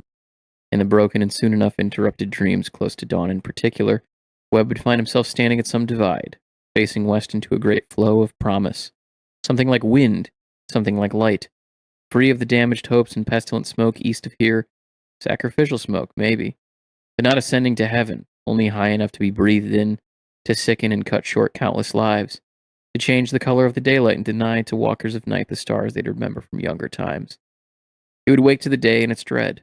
The trail back to that high place and luminous promise did not run by way of Cripple, though Cripple would have to serve. Hopes corroded to fragments, overnight whiskey, daughters of slaves, rigged faro games, the ladies who worked on the line. Just what a fucking paragraph. Just Yeah. like it describes his own journey to like entering the industry that we're going to spend the rest of the chapter sort of talking about, but it also describes this idea that a lot of people grew up disillusioned with what society was, because in America anyway, like cities were a new thing. This urbanized society was a new thing. There was a palpable loss of, I suppose, innocence in that like you can't see the stars anymore because that was a new thing to experience. So you have these people leaving these environments where it feels like nothing is possible anymore to go sort of chase this westward dream of fortune, in the same way that the original like settlers who went out west to homestead, and most of whom got killed by natives or pestilence or weather that they hadn't planned for or anything else, did. And instead of meeting one of those fates, it's just that the dream they had was actually not what they anticipated it would be. That it's not the gold rush anymore from the perspective of being able to go like pan for gold and then become a gold magnate. Now it's, here's a shovel, go sort through the gravel in this gem mine and Mhm. see if you find anything. And then at the end of the day, you don't get to keep that, but we will give you $3 for the effort of the last 9 hours of your life. And that sort of loss of the dream and that kind of realization of the nightmare does just lead you to drink and go see prostitutes and engage in gambling and all of these other elements that the Old West is associated with.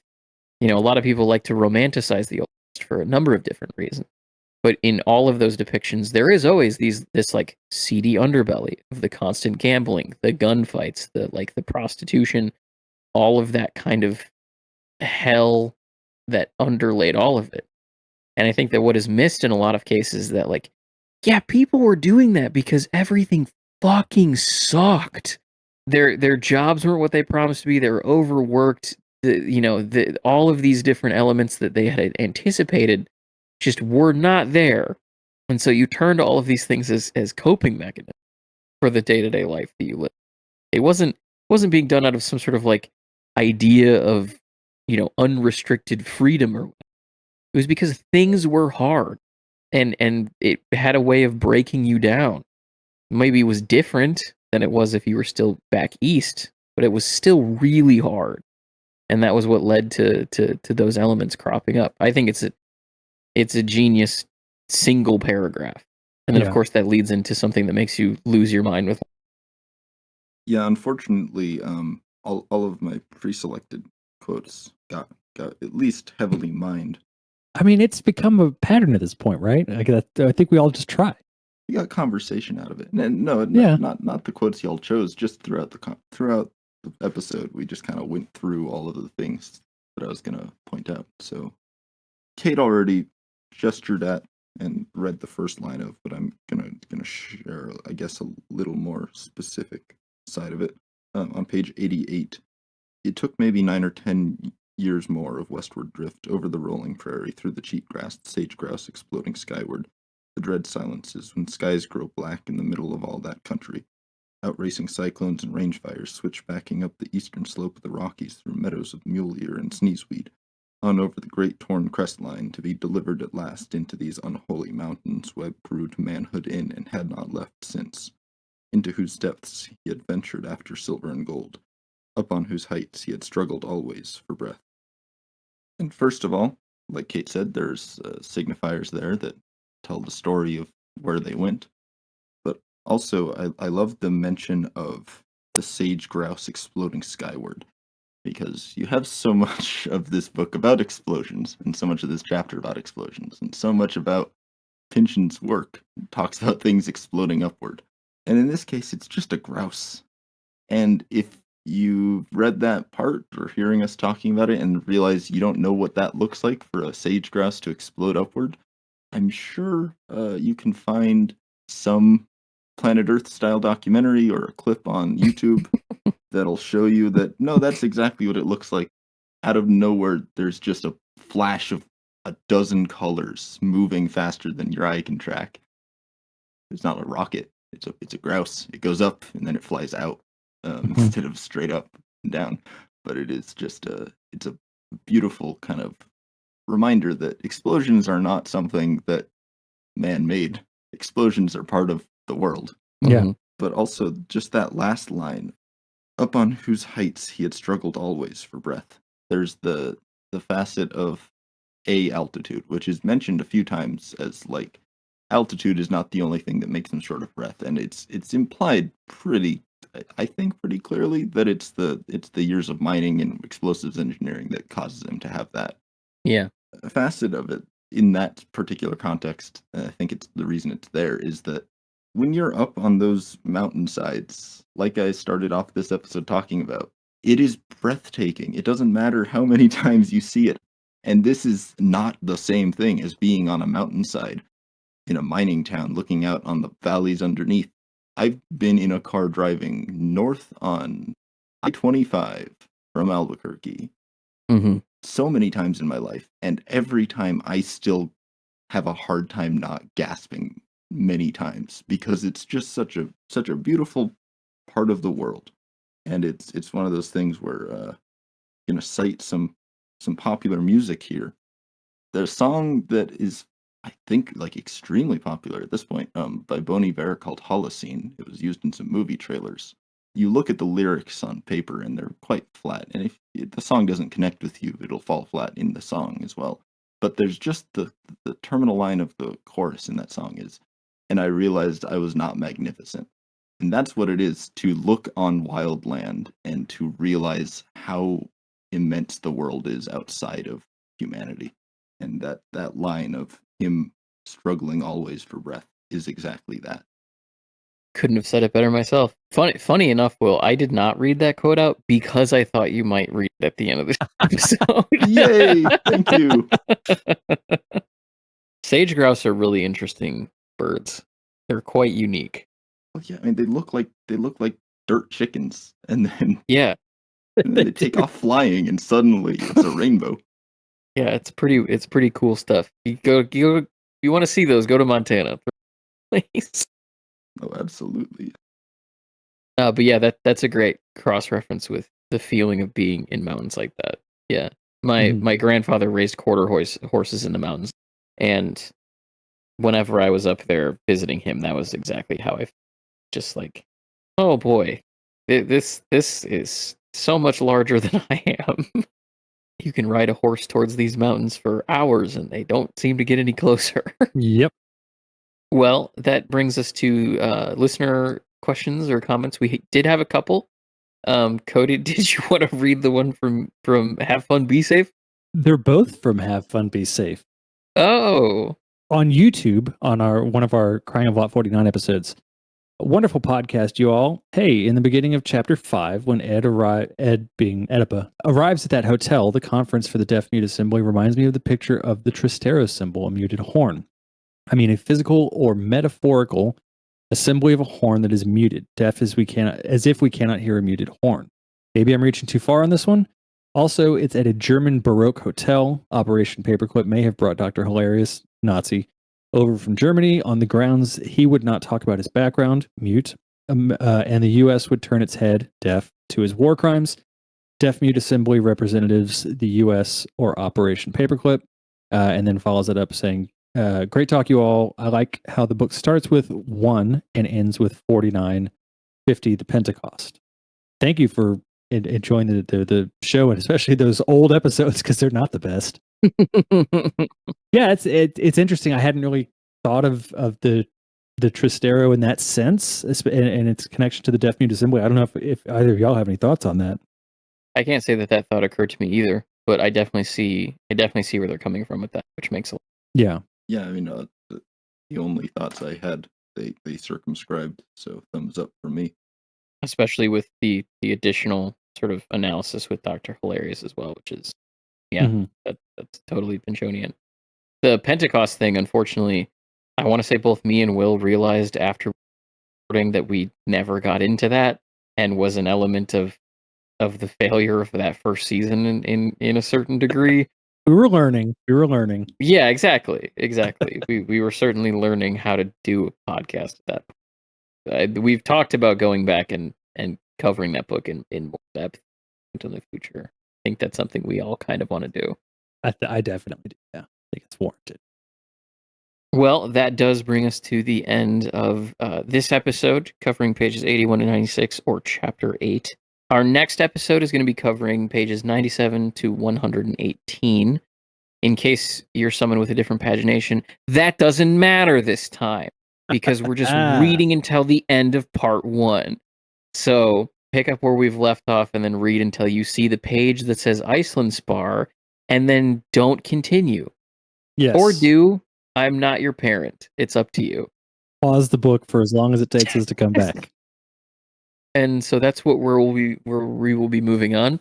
I know it feels like we've really accomplished something by completing the first part of this book, but the second part of this book is, what's the second part? Like 70% of it? It's much longer. I think it's like 40. Yeah, it's a good chunk of it. Let me pull it up real quick. From 119 to 428. Yeah, that's a lot. It's the second longest section of the book. Part 4 is the longest. Oh, right, because then there's a tiny. Is there a tiny fifth part? There is a very small, like 20-page part 5. Yeah. Yeah, that's right. Part 4 is like almost 500 pages, I think. 300. Crazy. 400? No, 300. It's almost 300 pages. So that is what we will be doing for the next episode. If you like what we're doing and you want to support the show, then please consider making a donation on Ko-Fi. Any of the funds that we received will be used to upgrade equipment and pay hosting fees and help make the show better. If you've noticed that my voice sounds especially crisp this episode, just going to hit the P really hard on crisp. Ooh, it That is pops because so well. yeah, that is because one of the first purchases we were able to make with show money was a new microphone and audio interface for my recording in particular. Up until now, I have been using just a USB microphone that I bought at Office Max when I was working there as a For teenager. shame. Yeah. And now I have an actual like interface like the other people. And that was all made possible through the episodes that you guys have donated off the back of and the support that you've given the show. So thank you very much. And please, if you continue to think that our show is worth $1, we'd love to have it to continue making upgrades like that to our program. As always, we can also be reached on Instagram at Mapping the Zone Podcast. We are on Twitter at PinchonPod. We are also on Blue Sky at mappingthezone.bsky.social. Just look up Mapping the Zone. You'll find us, I promise. And then we have, of course, are most easily accessed at the email address for the show, which is mappingthezonepod@gmail.com.